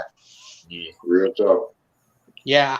I remember I was 25 years old, and for like 6-7 seasons I was playing at this this charity professional league, you know, for these top investors would, you know, donate money, you know, for, you know, charity. So it was still amateur. It wasn't real professional, but I was 24, 25. I was like making like $2,000 if our team was garbage, and maybe up to like $5,000 if our team, you know, won the championship. So I was like, you know, hey, you know, this is fun. I can continue to do this, making pennies on the dollar, and you know, be a private coach. You know what I was doing in the off season, and so I was like, you know, I'm not going to be, you know, being called up to the minors, you know, for the San Jose, you know, baseball team. And so, damn, is this for real? Sorry, go ahead. Finish your story. So then I was like, I'll tell the breaking news when you finish your story.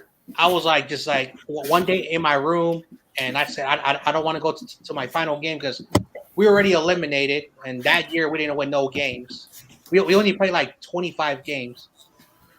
And I was like, I don't want to play no more. Like I said, I don't want to do nothing. Like I wanted to do this as a child, and now I'm starting to realize that I'm getting older. You know, my life ain't going nowhere. And I was like, you know what? So then, because I grew up in a Catholic house, you know, Catholic school, I decided to go to my local church, and I went in there. And I was just sitting there in an empty church, because people can go in a Catholic church. You can go and sit down there the whole day, just waste your day. And I'm sitting in there in the dark, and I'm looking at the cross, and I'm like, and then something happens, and one of the brothers they're not priests, but they're like people trying to become priests, but they're called brothers. And he sits down next to me, and he says, you know, how are you doing? I said, I'm not doing so well. I feel like And he says, like, listen, you played baseball, and did you enjoy it? You know, did you play against adults? Yeah. Did you get paid? Did you become a millionaire? Of course not. But did you enjoy it? I said, yes, every moment. Now it's your turn to take the skills that you learn and teach them. Teach the kids so they can have a good future. Because where we're from, the kids here don't have a future. Once they're 18, they either start drinking alcohol, smoking, and getting in trouble. Some of them, run around and do a lot of illegal stuff. Take what you've learned and help these kids. So I went, got an application. I applied for the job that I did for like 5-6 years, and I developed a good program. We won a lot of these citywide tournaments, these cool tournaments in the summertime, our fall baseball league, and I had so many kids. And then once the season was over, basketball season, football season, I did private coaching. For a while, I did really good. I was up at the top, and I felt like, I had a little tiny apartment I was affording. But then the pandemic hit, and then I fell into another slight depression because I lost everything. I had to go move in with family. Now I'm doing YouTube, and I got that passion back, and I got to know a lot of good people. So so I've been fortunate that my life went the way it did. But it happens. Like a little depression for some reason. Yeah. But my bad for that long story. No, that's all good. It's so good to hear, everyone's life stories. It's all good. Yeah. No, but I was about to say, RG3 apparently saying that Washington held him hostage. RG3. What? I mean, they kind of did. No, look what they said. Look, this is what RG3 said. There was a report that came out. RG3 says he was a victim of sexual harassment while a member of the Washington football team. What? RG3 says he will expose the organization in a book called Surviving Washington. He's writing a book on Washington and how bad RG3 got sexy. If Dan Gilbert grabbed RG3's ass, bro. This is a report. I'm like, what the fuck? He come out all of a sudden. RG3 all of a sudden came out. What the fuck? Wait a second. Illuminati confirmed. Yeah, it's a fact. No, this is real. And this is real. This is the real news. RG3 saying he was a victim of sexual harassment while in Washington. And he's going to make a whole book about named Surviving Washington. He's actually writing a whole book on it. Me too. He about to Me Too. Well, where can I buy the book so I can roast these cockroaches for the shit they've been doing? Yeah, that's a fact. Where I'm finna buy this book. RG3 about to be the only reason I might start reading books again then. So Robert Griffin III as accusing is basically saying that there's some alleged accusations of rape, that he was sexually assaulted. Harassed. Yeah, he was assaulted. That's not going to look so good, especially at the time that we're living. Oh man. Oh, Washington's about to get canceled. And Dan Gilbert was fucking RG3 up his ass. That's probably why he was a bust. Remember, they had a Gruden in that team before. Remember Jay Gruden? Jay Gruden, the brother of John Gruden. Oh man, I wonder what happened. Imagine. There already had the allegations. Hey, imagine if this is true. Kyle and his father were responsible for that team, and that's got to be horrible if they knew something that they didn't tell nobody. Oh, that's gonna hurt. Yeah, they knew before the draft in 2013. This is gonna be 2012. Oh, from 9 years ago. Oh wow! Yeah, if they knew something and they don't say anything, that's gonna look good on. That's gonna look bad on Kyle. Oh man! If Kyle's somehow involved with this, I know. Hey, RG3 about to be pregnant with Kyle Shanahan's baby. Oh. Listen. No. In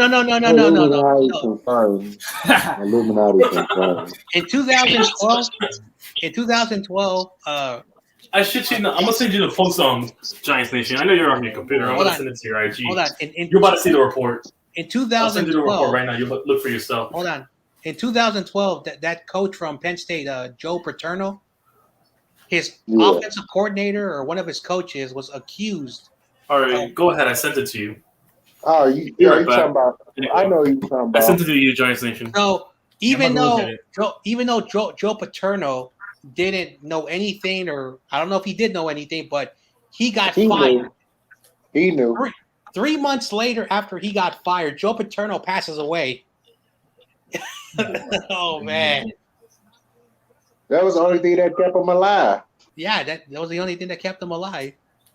And for some reason, like even though, like Kyle and his father, who were in charge of that team, even if they did not know nothing, but if this stuff is found that's true, Kyle and his father were in charge of that team that had RG3 for those couple of years. So, oh man, they would have to answer questions. And here in the local Bay Area media, especially where we live in the part of the United States, oh man, it's gonna look so bad for them. I would not be surprised. Oh, I am resigning from the 49ers to take some personal time. Oh man, that's gonna suck now if that's true. Damn, everything for some reason backfires on the 49ers. Say that again. No, I'm saying if this thing is true with RG3, they're going to investigate it, and then they're going to talk to Kyle's father, and then they would also want to talk to. So, John, you saw it? Yeah, man. So all I'm saying as a joke, if this is true, I won't be surprised if Kyle has to resign his position. I'm just joking around, but if it's true, oh man. Yep. The Washington Predators. That should be their name. The Washington Predators. Hey, RG3 wants that child support from Dan Snyder. Yeah, Dan Snyder, poverty ass. Yeah. I remember, and also the cheerleaders too. Apparently. So you telling me it was a whole man that was touching this nigga, and he just let it happen? Yeah. Get the fuck out of here. I would fire Archie. Illuminati confirmed. You trying to get that? She's trying to get that Deshaun Watson baby mama money. That's what it is. Like that shit is not funny to me. No, he's trying to get like I said, Deshaun Watson baby mama money. I guess that's what he's trying to get. That Deshaun Watson money. Illuminati confirmed. Hell no.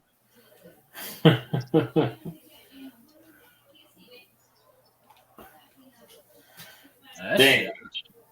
I'm about to buy this book. I kind of want to read it.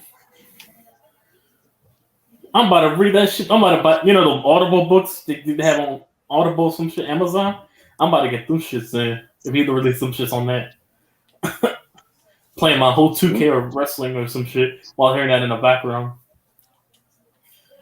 Yeah. Talking about art. I need some dirt on Washington fans. It's going to be a lot of dirt. Hell to the no. Just hearing that shit don't even sound right. Get me some dirt on Washington. I'll be damned. I don't give a fuck. I'm whooping that nigga ass if you try to touch me like that. I'm about to go screaming on Washington. Explain this. Come explain it, boy. Come explain it, owner. Like I want to keep this, this show, this stream PG, but I was asked this question. I was asked this question from someone who says that, because all these allegations. How does a man, that's something I don't understand or try to comprehend. Maybe I'm missing something. Yeah. Unless they tied him up or some shit. I don't know. That's I can't comprehend. I'm trying. Unless they tied him up or some shit. I don't know. Man, RG3 was sucking this nigga dick before he went on that playoff game. Okay, now, all right. Now it doesn't matter no more. Out of here. I guess. Fuck RG3, man. No, RG3 a ruin for telling up Washington. Don't tell me you hate that nigga too. See, everyone. What do you think? No, but after hearing this, shit. RG3, you a sissy, but shout out to RG3, even though you're a sissy, not this. Hey man, look, listen, as a grown ass man, bro. But still, at least thank you Just for getting stay dirt on silent. Washington. Thank you for helping me get dirt on those cockroaches. It better be about some females or something. It can't be about some grown ass men, dude. If some grown ass man tie you up or some shit, Like it has to be like he has to be like some of these cucks and be like, oh, this woman was coming on to me or some shit. Then I think and then she tied me up with some shit. I might think you a little faggot because it's like nah, but it's like still I can respect that more than. And then she forced me to do some things, you know. That's probably what it might be then. Let me find out. Dan Snyder was slapping this dude butt in the break room or some shit, bro. Hey, the only thing I can think about is during the draft process. Maybe some of the Washington scouts got a little bit too handsy, but like, I'm trying to wrap my brain because no. I don't want to think about it, bro. I don't. See, that's the reason why when I played on the football team and basketball team, I was like, any of you niggas slap me on my ass, we fighting in this bitch. Same here. I'm like, I'm we gonna fight. It still happens. Like if you watch, like football games, basketball games, baseball games, hockey games, they still do it. I know. And I used to warn niggas ahead of time, nigga. If you touch me when I feel violated, I'm killing your ass. Get away from me. I don't want no smoke. Get away from me. My mama get away from me. Hell no. Yep. Yeah, like Yeah, man, this shit crazy. I remember that actor. What's his name? Terry Crews. Yeah, he went on Congress. He said when I would do a lot of acting parts, they would tell me to take my shirt off, and the directors would rub their hands on my chest and stuff. I felt so violated. I was like, what? What? Why did you big ass felt violated? Why the hell did you take your shirt off? Did you really want the movie part? And I know this is going to sound very insensitive, but for some of these women who went to those directors. And they would allow the directors to do all the horrible stuff that they have accused these directors. How desperate were you to get this job to do that? Because a sane woman were like, this is not normal. They would have walked out. So either you really wanted the part, and you would do any type of thing, even if it was a little bit illegal, to get the job. And then they're like, oh, no, I felt so violated. Oh, why are you calling time? So I know this is a touchy subject, and I know it's John J, bro. Listen, John J, bro. You gotta realize something. We're all toxically masculine here. Just say it on your chest, bro. Come on, stop being around the bush. Come on. Okay, all right. You dumb female actors of the 80s and 90s doing all those sexual acts to those directors because you really wanted a part. God damn, you must have been so fucking desperate. They would have been desperate, young and desperate. That's all it is. There. Oh, and now they come out 20 years later. He raped me. Yeah. That's all it is. Money. It's just the money for them. And notice how most of them wait till like a couple of months or years to come out. Come on, bro. They waited till a couple of months or years later to come out. Mm-hmm. That's the funny thing. Oh, there was a huge story here in the Bay Area. So there was like these two high school athletes. They were best friends for so long, and one day there was a fight in the locker room, and it got huge stories. And apparently, the two best friends were kicking each other's butts. So they thought it was just two guys fighting over a girl or something, or someone said some bad things. It was found out later that one of the boys was attracted to dudes, and he was hitting on his friend. And the guy did not appreciate it, so he started to punch the dude, and they started fighting. And some people and organizations tried to put the kid who was straight in jail because he did something illegal. And the boy said he was my friend, and he tried to do what he did to me, and he basically stood up, pissed off a lot of people, and he's like, I don't care if I get expelled or and he just basically said, you know what? All right, I ruined my life, but I don't care. We ain't friends no more.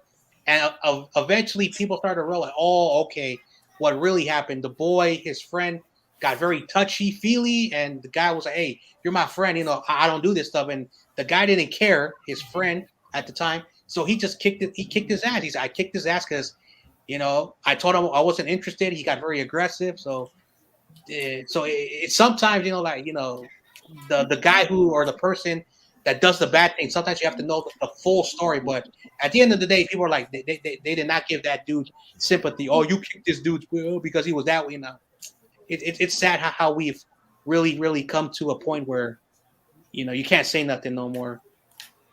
Yeah, especially yeah. This sucks. Yeah. I say whatever the fuck I want, whenever the fuck I want. Mm-hmm. Yeah, exactly. I don't care about cancel culture like this. I'm not. Yeah.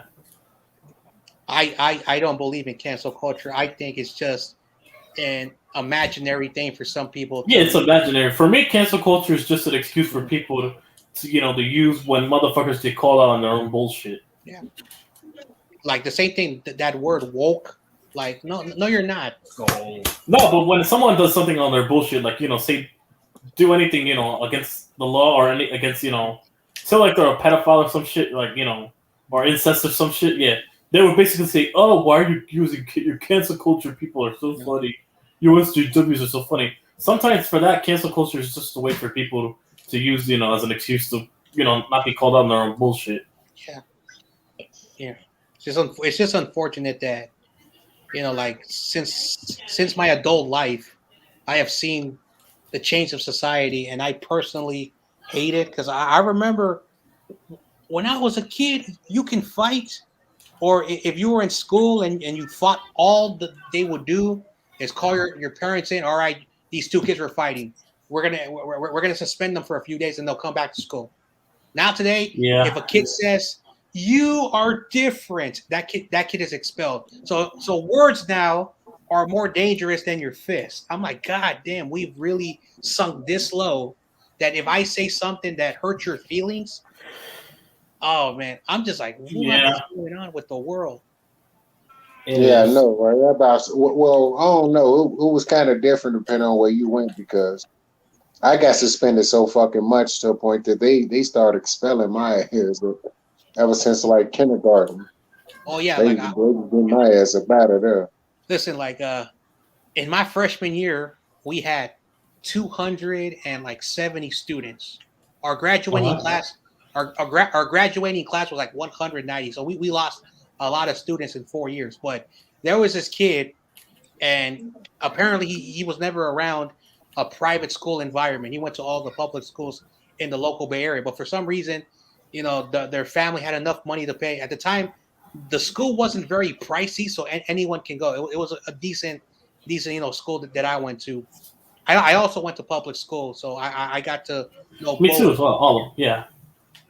So on his very first day, you know, there was all these like Richie kids, and you know, like he didn't understand that some of these Richie kids are very sensitive. So one of the kids was like, "Hey, your hair looks, you know, very interesting. I've never seen a black student," because he was a black kid. And the dude sucker punched him in front of the teachers, and he didn't care.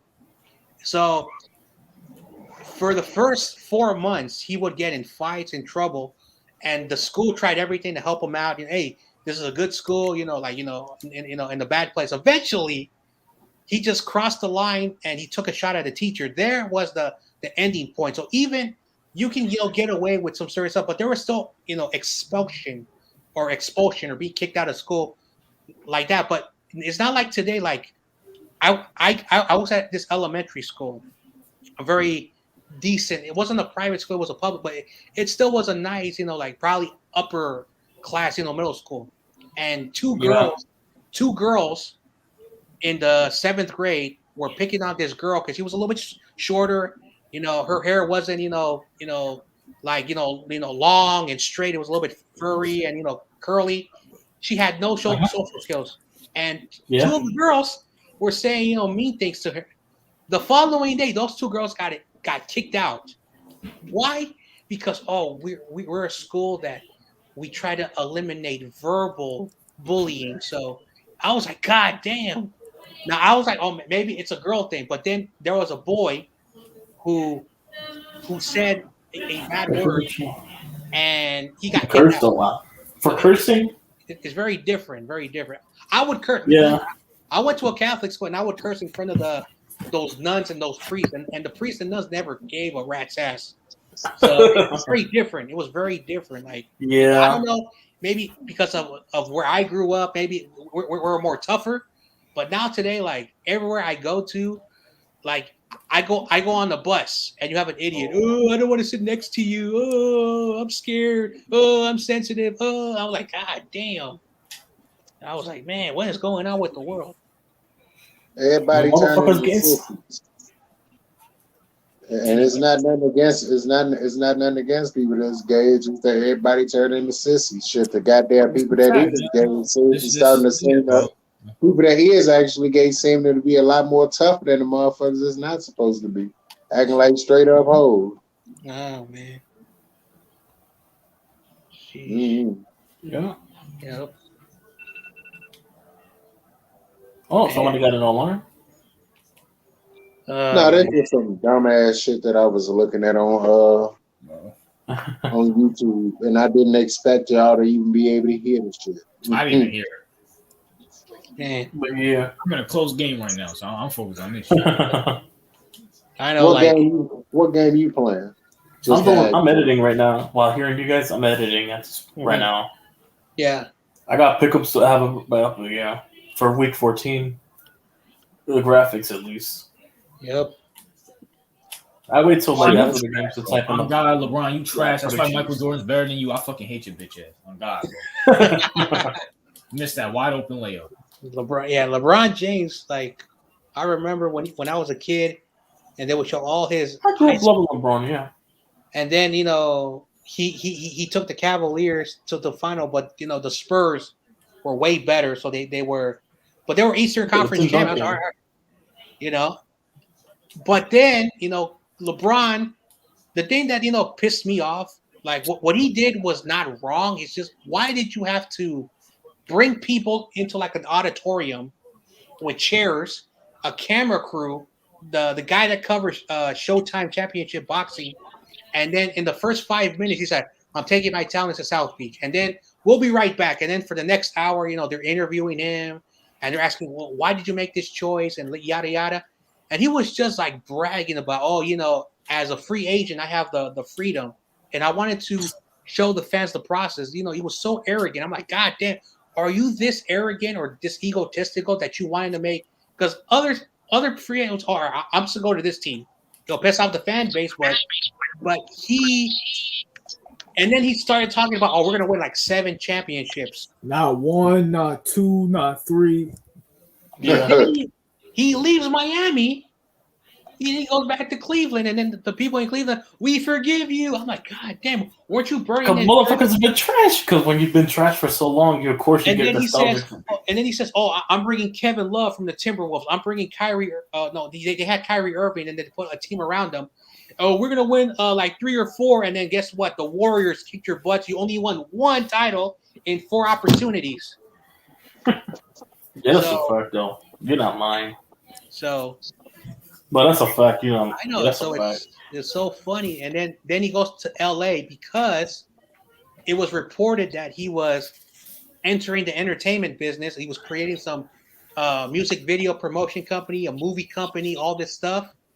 So that's why he went to LA. I'm like, oh man, you don't care about basketball. No, you're thinking about your future. You're not thinking about. Yeah, because he's his own brand at this point. LeBron's his own brand. Basically, a report that was written by we have one quality newspaper here in the Bay Area that still writes quality. He says LeBron James has monopolized how you win NBA championships.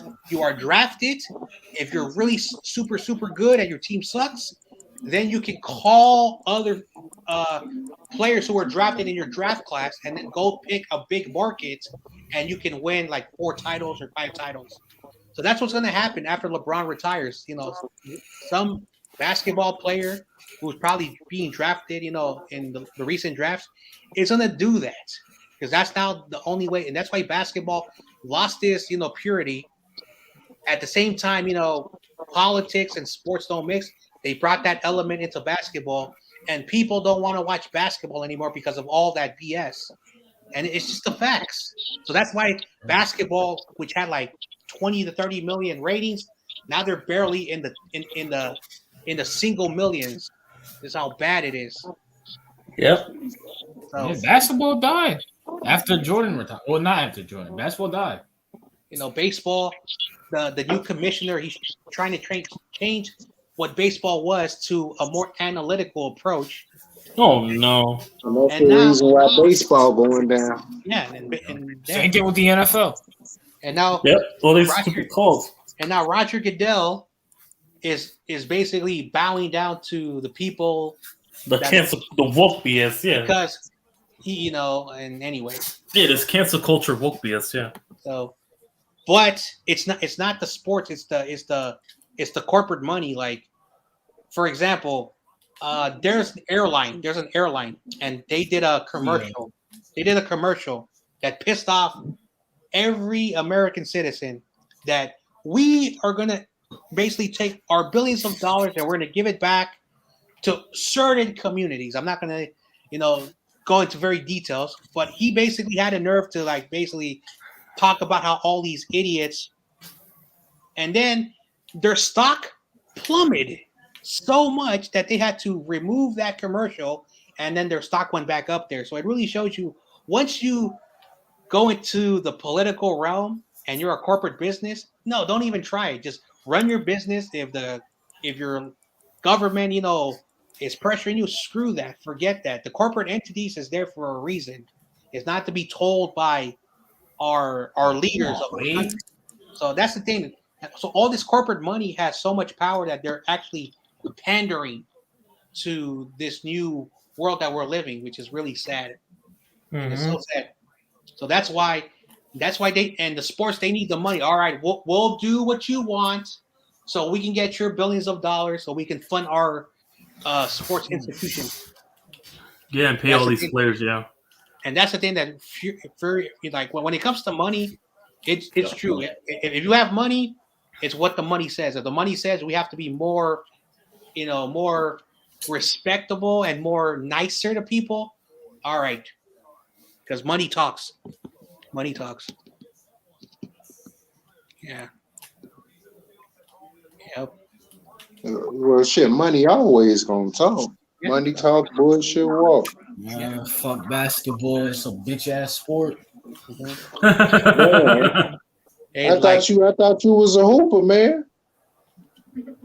Man, I play with ain't no blood, no foul. Mm-hmm. Yep. Oh, give me that. Yep. Pussy. Yeah.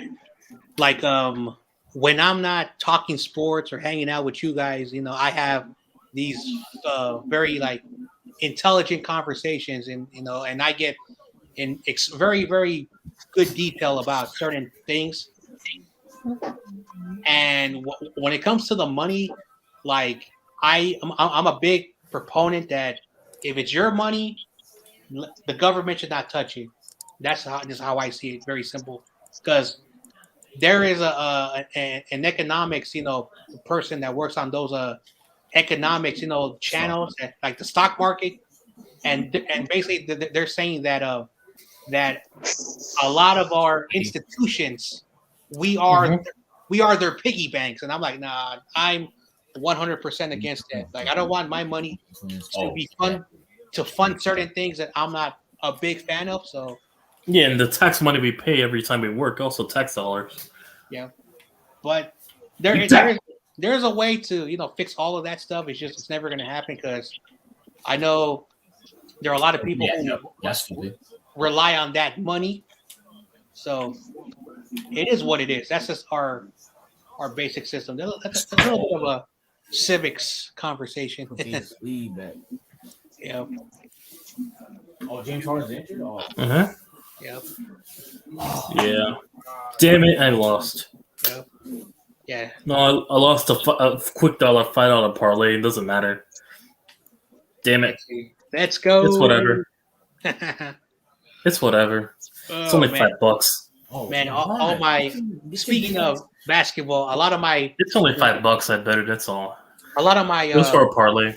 a lot of my Warrior friends are still mad that we lost. Oh, I can't believe the referees cheated. It's like, they were brick because Steph Curry didn't know how to hit threes. So yeah, dude, like he was 4 of 21. Like I was, he was bricking them three. Curry was bricking threes all night. He was probably drunk. He probably had some vodka or some tequila. Only had three pointers. I needed to that make was it the worst ever performance. Aisha Curry was fucking. I would have won that bet. They voided the part with Booker because he got hurt, so thank God. Yeah. But I would have won if he would have hit 2 more threes. He was bricking everything. Like, that's not the Curry that I know. The last time I saw Curry, because I don't really watch basketball every game anymore, but the last time I went saw 4 Curry, for 5. I remember on the parlay. He made 5 shots in a row. He made 2 threes and two regular shots. I was like, man, that's what I know. The last time I saw Curry, which was like 2 years ago. Now Curry, this Curry looks like, oh man, he's starting to regress. He's not that same player he once was. I mean, look, it's just one game. Steph Curry's still top for the MVP. Yeah, Steph Curry is it. We already know. This is one game. Come on. I know it's one game, but I'll bet on him next time for the 3-pointer. It was just one game. Yeah, man. He's still. I'll probably just bet the 25 points because Steph Curry's Curry always wins gonna. MVP, everybody's gonna forget about that game. I mean, it's only early. I'm just saying. November. It's still early. They're not gonna remember that game. You better root for Steph Curry because he's all you got in the Bay Area. Now we have a lot in the Bay Area. We got a lot of. You got. Well, the 49ers are trash, so I mean the Giants ain't gonna do nothing anytime soon. So. Excuse me, how are we trash and we're the number 6 seed and you guys are in last place? Hey, listen, y'all not winning the Super Bowl. I know that. I've said that. Just making the playoffs. I mean, I already know we're not. I already know the Giants are not making the playoffs. That my team is trash. No, I mean like the Warriors have a better chance of winning a championship out of all the Bay teams. All right, yeah, that is true. That is true, but we still have a really good. Our baseball team, we won 107 games. We did get eliminated, but we have a bright future. We have a really good general manager and a really good scouting team. So we have a lot of good prospects. So down the road, maybe in the next 3 to 4 years, the Giants could be back in the World Series. Our basketball team, we've developed for the Knicks were a young team. We still got a lot to develop. That Jordan Poole, I think, had like 26. Still a young team in New York. So he's becoming a good scorer, sir. So we'll have hang on. Update on Daniel Jones. Let me look at it. Update on 49ers, Jones. Daniel Jones says he feels it was good. A weird year, but our future is still bright in the Bay Area. We have a lot to talk about. Oh, yo, we might be saved. Yo, Giants Nation. What's up? It says Jones says he feels good, but his neck is still sore. It's just soreness. It's not broken anything. Oh yeah, He says he's preparing, so we might see Jones on Sunday after all. Yeah. And you guys are still going to lose to Miami.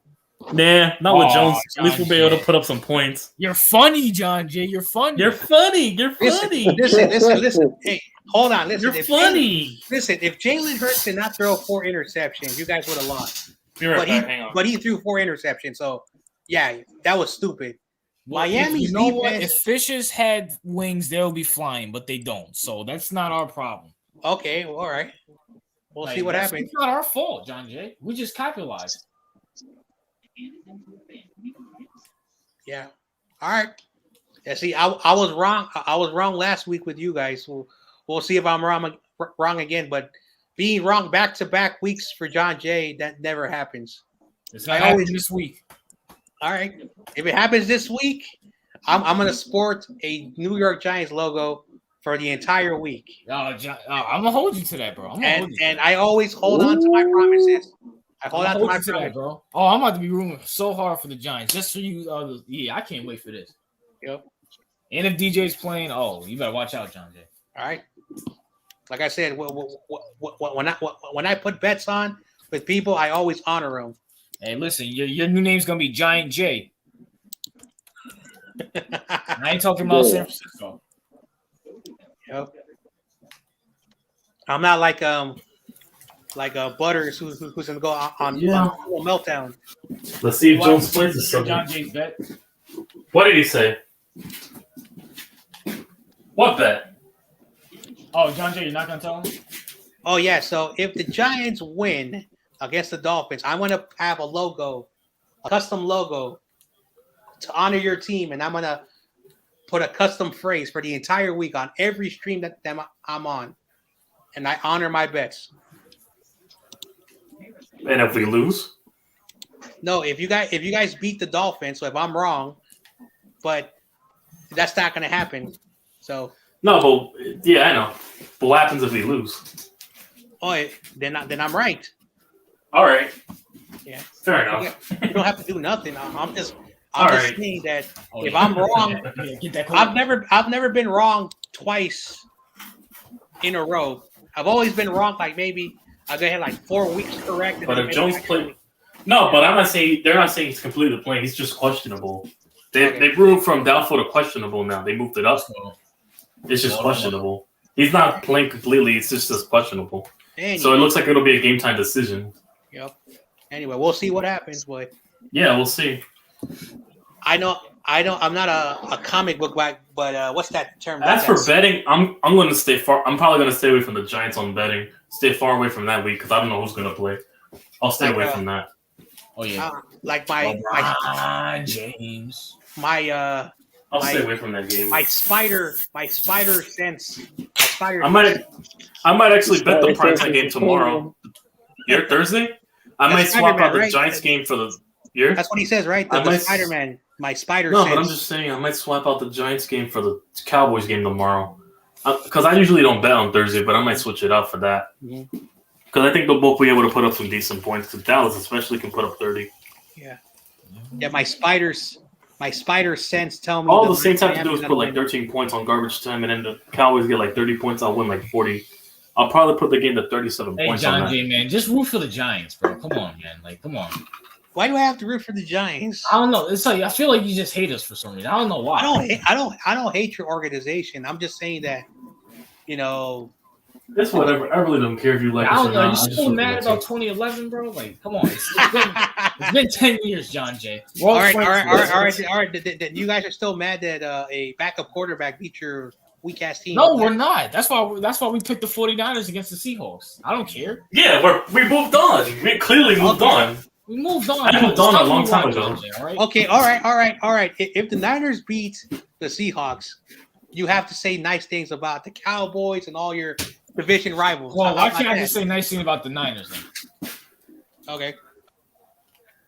So I probably have to fucking scrub my tongue out with soap if I say something nice about the Cowboys. Yeah, I'm gonna have to scrub it with bleach and whatever. Yeah. Kill all the stench. I'll say nice things about the Niners. I don't hate the Niners, but not the Cowboys. Listen, it is true about this, and the Giants have a lot of Super Bowls, most of other teams in the NFL. So yeah, I do respect your organization, but just remember, in 1990 and 2011, you're welcome. What do you mean you're welcome? Because we gave you 2 extra Super Bowls. We were generous. No, we took them. All right, John J. You had just as many opportunities as we did. No, it's not more because you've been to 2 Super Bowls in this past decade alone. All right, whatever. Hey, whatever. More. What it is. You've had more to win than us right now. 2013, 2019. Okay, whatever. Right after our Super Bowl. We'll see what happens on Sunday. Let's see which team wins and which team loses. But yeah, no, but it doesn't say Jones will play this Sunday though. So yeah, it's just as questionable now. Well, hold on. What time is the 49ers game? Is that at 1? At 4 o'clock. It's a 4 o'clock, but it's 1 o'clock in this time zone. Or Eastern in your area. 1 o'clock in this time zone. Oh, okay.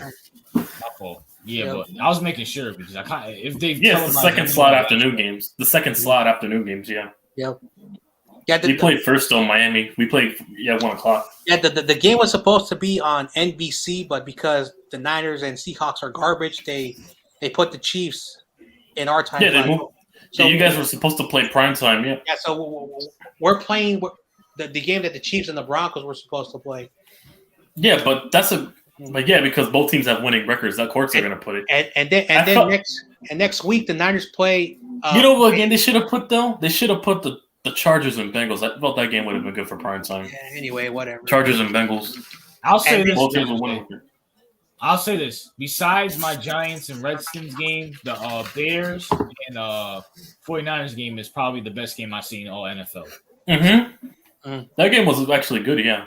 Yep. When I saw, because when they switched from the Detroit game to the Lions game, Yeah, after because Detroit was fucking the getting blown Eagles out. were fucking ass raping Detroit like 31 to fucking 0 in like the first quarter. Yeah, it was it was So I actually like changed the 38 to channel, 3. and then my friend was like, "Oh, they're playing the Bears again." I'm like, "Oh shit, this game's actually." I'm like, oh shit! Then I switched to my channel and I saw it. Yep, it was a close game. Oh, BPS popped his head out of his little rock. Oh, where is he? Hey, well, where's he at? Where is he? He's on those chat rooms of those other. He's on people. CG shit. No, Oh, you're watching. You're stream sniping. All right. No, CG's not. He's not on right now for whatever the reason. Oh, you're stream sniping other Eagle or his channel. All right. I don't know. The dude popped his head out. Oh, but it's all good. I haven't seen him. No, he was on my channel for the game after. He came on, but he left by the time y'all got there. I haven't seen him. No, he was on. He says we need to cut Rager. He's on his Catch for the Ghost time. Jeez. Yeah. Yeah. No, tisk poor grasshopper. You're only 14. You have a lot to learn. I still remember grasshopper in like July or August when BPS, John Jay, my prediction is that the worst, we're going to win 7 games, and the best, if we're lucky and healthy, we'll win 14 games. I said, you must be smoking. I'm like, tisk. He's like 4 years old smoking, bro. What the fuck? Come on, we can't have these minors smoking at a young age. Put down the feet, kids. Come on, kids. Don't smoke, kids. That was just like, I said, you think you're going to win 14 games. Maybe, probably best case 13. 13? What are you smoking? Hey, John Jay, you remember that fucking commercial with Michael Jordan in the 90s? He's like, stop doing drugs. Just stop it. Yeah, that's what we need to say to John. Stop that's what we need to say to fucking CPS. I know, because he was talking all that smack. Oh, yeah, our defense. That's Eagles propaganda. That's all the propaganda in their little world they like to bring up. 57 sacks, more than any team in our division. This is all this propaganda these Eagle fans like to bring up every year. It's all I'm used to it at this point. It's yellow journalism, okay? It's just brainwashing from their own propaganda. And I was trying to tell them that sacks don't matter because probably most of those sacks were like. That's all they're going off on. I watch film too. And he says that I watch every single Giants game that on my team in and out. A top 3 defense last year. I'm like, you had top 3 defense. You didn't have top 3 nothing. This guy was only in sacks. I understand. Top 3. Yeah. Overall, hell no. Sheesh. No, Washington was top 3 compared to them. I know. They were hyping up both of our defenses, but yeah, they flopped both of ours. So I checked them. Both our defenses flopped. I went to this website that basically is like the most accurate website, and they had the 20th ranked overall defense. Their pass rush was ranked like top 5, but their because they got sacks. Yeah, sacks. But their pass defense was so horrible. So, our pass defense because we had because their secondary can't cover. And he said, because of the injuries. Well, now it's the injuries now. So first of all, injuries don't account for technique and ability when they're playing. So he was saying, if we weren't injured last year, we would have had the best defense in the NFL. Yeah, okay. I mean, you're the one that drafted those players, so. That's why his channel is called Big Play Slay, because I think he has a man crush on crush on BPS. Yeah, you mean Darius Slayton's son? I know he's like, oh man. Mm-hmm. That same guy, our backup. No, Darius Slayton, who can't catch for shit, only goes off against for some reason. Yeah. I mean, he didn't go off in that game with the Eagles because obviously we're really learning a new system since we fired Garrett that same week. Oh man, I like BPS because I get to mess with him because we beat you, and I keep telling him Kyle Juszczyk is better than every player on his team, and then he says, my wide receiver. He's like, my wide receiver is better than all the wide receivers in my division. First of all, they weren't getting Devontae Smith the ball at all. They're not even giving their number 1 receiver the ball a lot like he should. Number 2, who are their wide receivers outside of Rager and them? Bunch of bums that can't catch. Jalen Rager can't catch. None of these bum Eagles can't catch. He says that wide receiver is way better than all your wide receivers. I find it funny that they say that because they haven't had a receiver that had 1K. Odell, who was on the Giants, has has had a recent 1K receiving yard compared to what the Eagles had in 2014. And then on Thanksgiving, he came on. He says, "Hey, YTC, why?" He was like talking so much back on the Thanksgiving stream. Yeah, because he was only postponing the inevitable until we put the Hurt Business out of his commission. It's all media propaganda. They like to talk. I'm used to it with these dirty Eagle fans. Oh man. Well, it is what it is. The funny thing about it, Washington is the number 7 seed. Because the NFC is competitive for once. It's open playing field. I'm like, man. Because they haven't been on a bye week either. Washington has to yet to go on a bye week. They're like so happy. Hey, we're going to the playoffs. And yeah, Washington hasn't been on a bye. No, they've been on a bye week actually because they're 5-6. Never mind.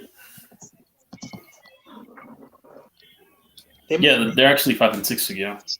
They're only one game ahead. All we have, if they're the 7th seed, then the job for us makes it easier because all we got to do is stay within one game behind Washington. Because then when week 18 comes and it's for the 7th seed, we can just beat them ourselves and then take over the division for them. Yep. All we really have to do is stay within range of Washington if they're holding the 7th seed. Is Washington holding the 7th seed right now? Yeah, currently, technically, yeah. But we're a game behind. I was shocked. All we both got to do is stay within range of Washington. I was shocked. I thought it was a typo, so I looked at it again. I'm like, no, they are. Once we stay within range of Washington, we'll beat them ourselves, and then we'll get that 7th seed ourselves. If the opportunity presents itself. Yep. For whatever the reason, I was shocked. I was like, really? Minnesota? Yeah, they have the 7th seed because they have the tiebreaker over the Giants for now because of the week 2 game. They have the tiebreaker over the Falcons because they beat the Falcons. The only tiebreaker they don't have is the Saints. That's it. Washington and also they beat Carolina.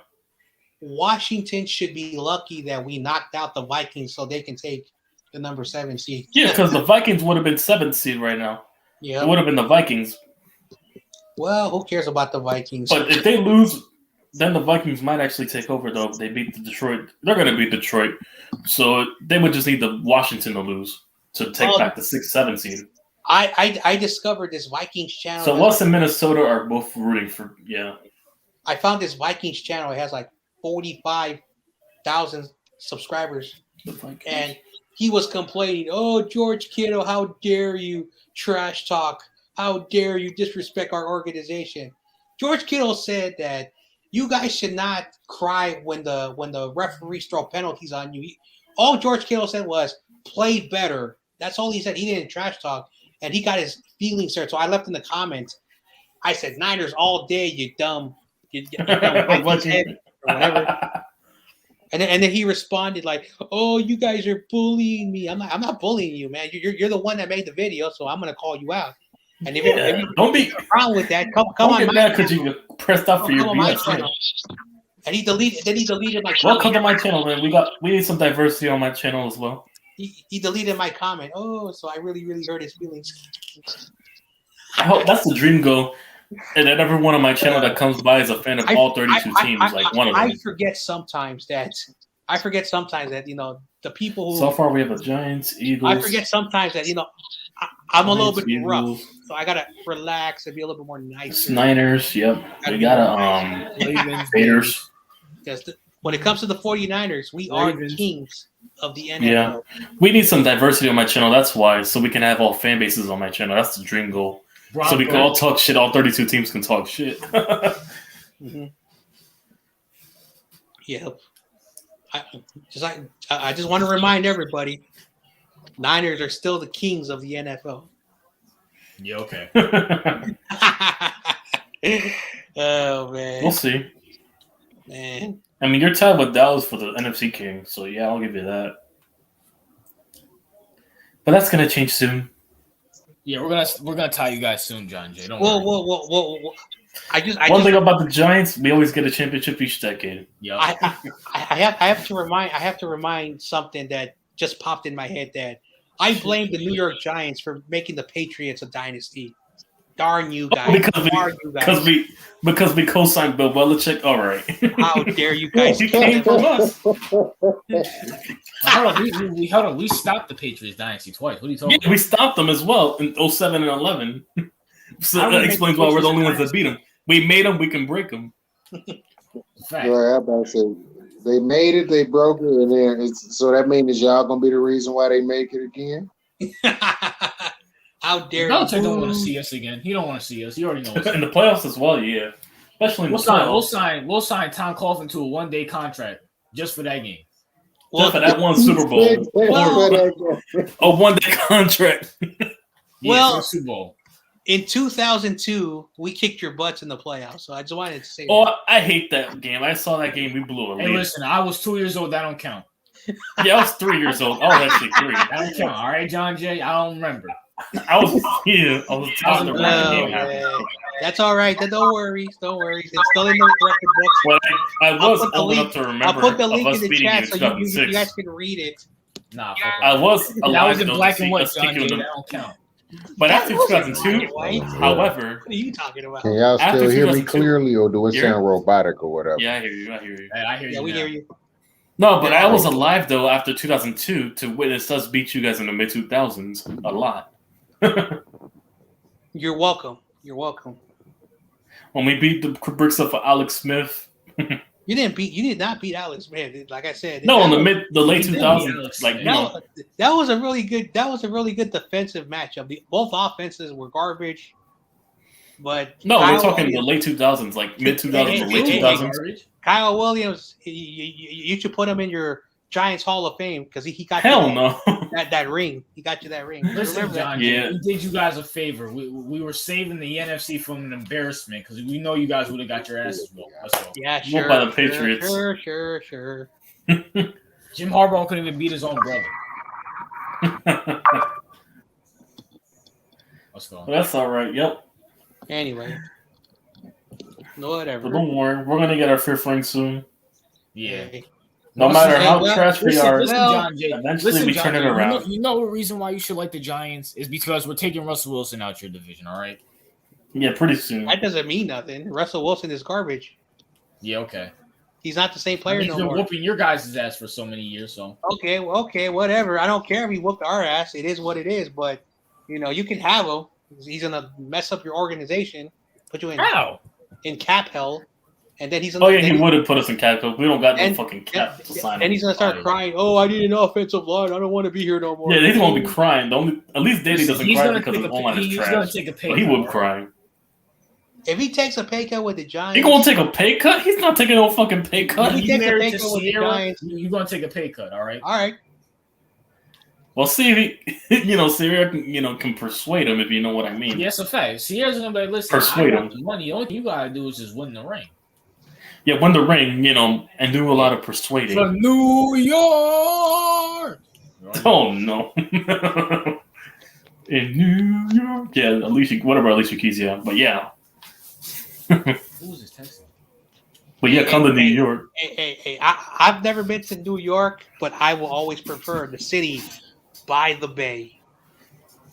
I mean, you don't have to go straight to Manhattan. We have 5 boroughs in New York. I know there's that. Also upstate. I'm just saying. Listen. Just come to Queens. We're the best borough. Listen. I know that there's 5 boroughs in New York. I know that. But overall, I prefer the city by the bay. We have everything here. We have everything. But I got everything. Especially if I go to Queens, where I'm from, we got it in Queens. That's borough. The bay has a lot of cool places to go. It's like. There's so many cities. Go to the parks. We have parks too and all everything. Now I'm surprised New York hasn't hopped in any of the streams. Yeah, because normally he would be on this hour. Yeah, talking about how he likes to eat chicken ass and everything. Yeah, facts. He probably choking on a big piece of chicken ass right now. How is that even possible? According to him, he was taking. How did that even happen? I know Joneth was gonna laugh, bro. Unless he was taking reconnaissance the entire time. That doesn't make any sense. He has one hand of chicken ass and another hand of a fucking stripper's hair dragging her around the fucking street. All right, Joneth. Illuminati confirmed. Or fuck it, he might be the Illuminati. You never know. With him, CEO, he might actually be in the fucking Illuminati. I remember they took him. Jonah got taken by the Illuminati. No, stop. I remember they took him, bro. I remember that stream where everyone showed their faces, and CEO was like, "Oh, that's the whitest black person." That was messed up. Wait, what happened? They kidnapped him. So when you showed your face on camera, CEO was like, "Oh, that's the whitest person I've ever seen." Yo, CEO's just mad because I'm blacker than him. That was like he's mad because he doesn't know the difference between cornrows and braids. Cornrows. Sheesh. And you don't know what a jerry cut is either. Oh man, that was funny. I was like, man. And also what a do-rag and a wave cap means. Yeah, facts. Sheesh. That's what happened to it. All right. He's just mad because Joneth can't win his wallet and took his black card and said, he took his black card and handed it to TRL. All right. Yeah, he had the right to TRL. TRL butters pretty much anybody that's not him. Yeah. All right, guys. I'm gonna go have some dinner. It was nice hanging out with you guys. You guys have a good rest of your night. I mean, yeah, I gotta go to my computer's about to die, so I'll see you guys around. All right.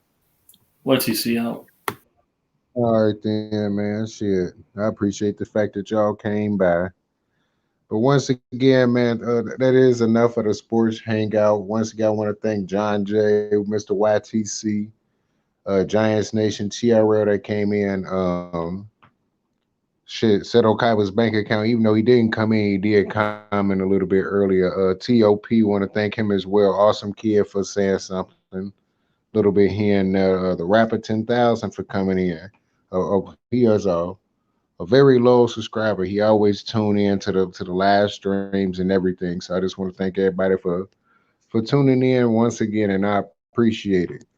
And once again, this is Joneth Pipney bringing it back to you with another sports hangout. Just make sure to tune in every week at 8:30. I know today it started at 8:45, but we normally start much so at 8:30 p.m. So make sure to try to tune in to it every week. And all right, people, peace out and enjoy your day.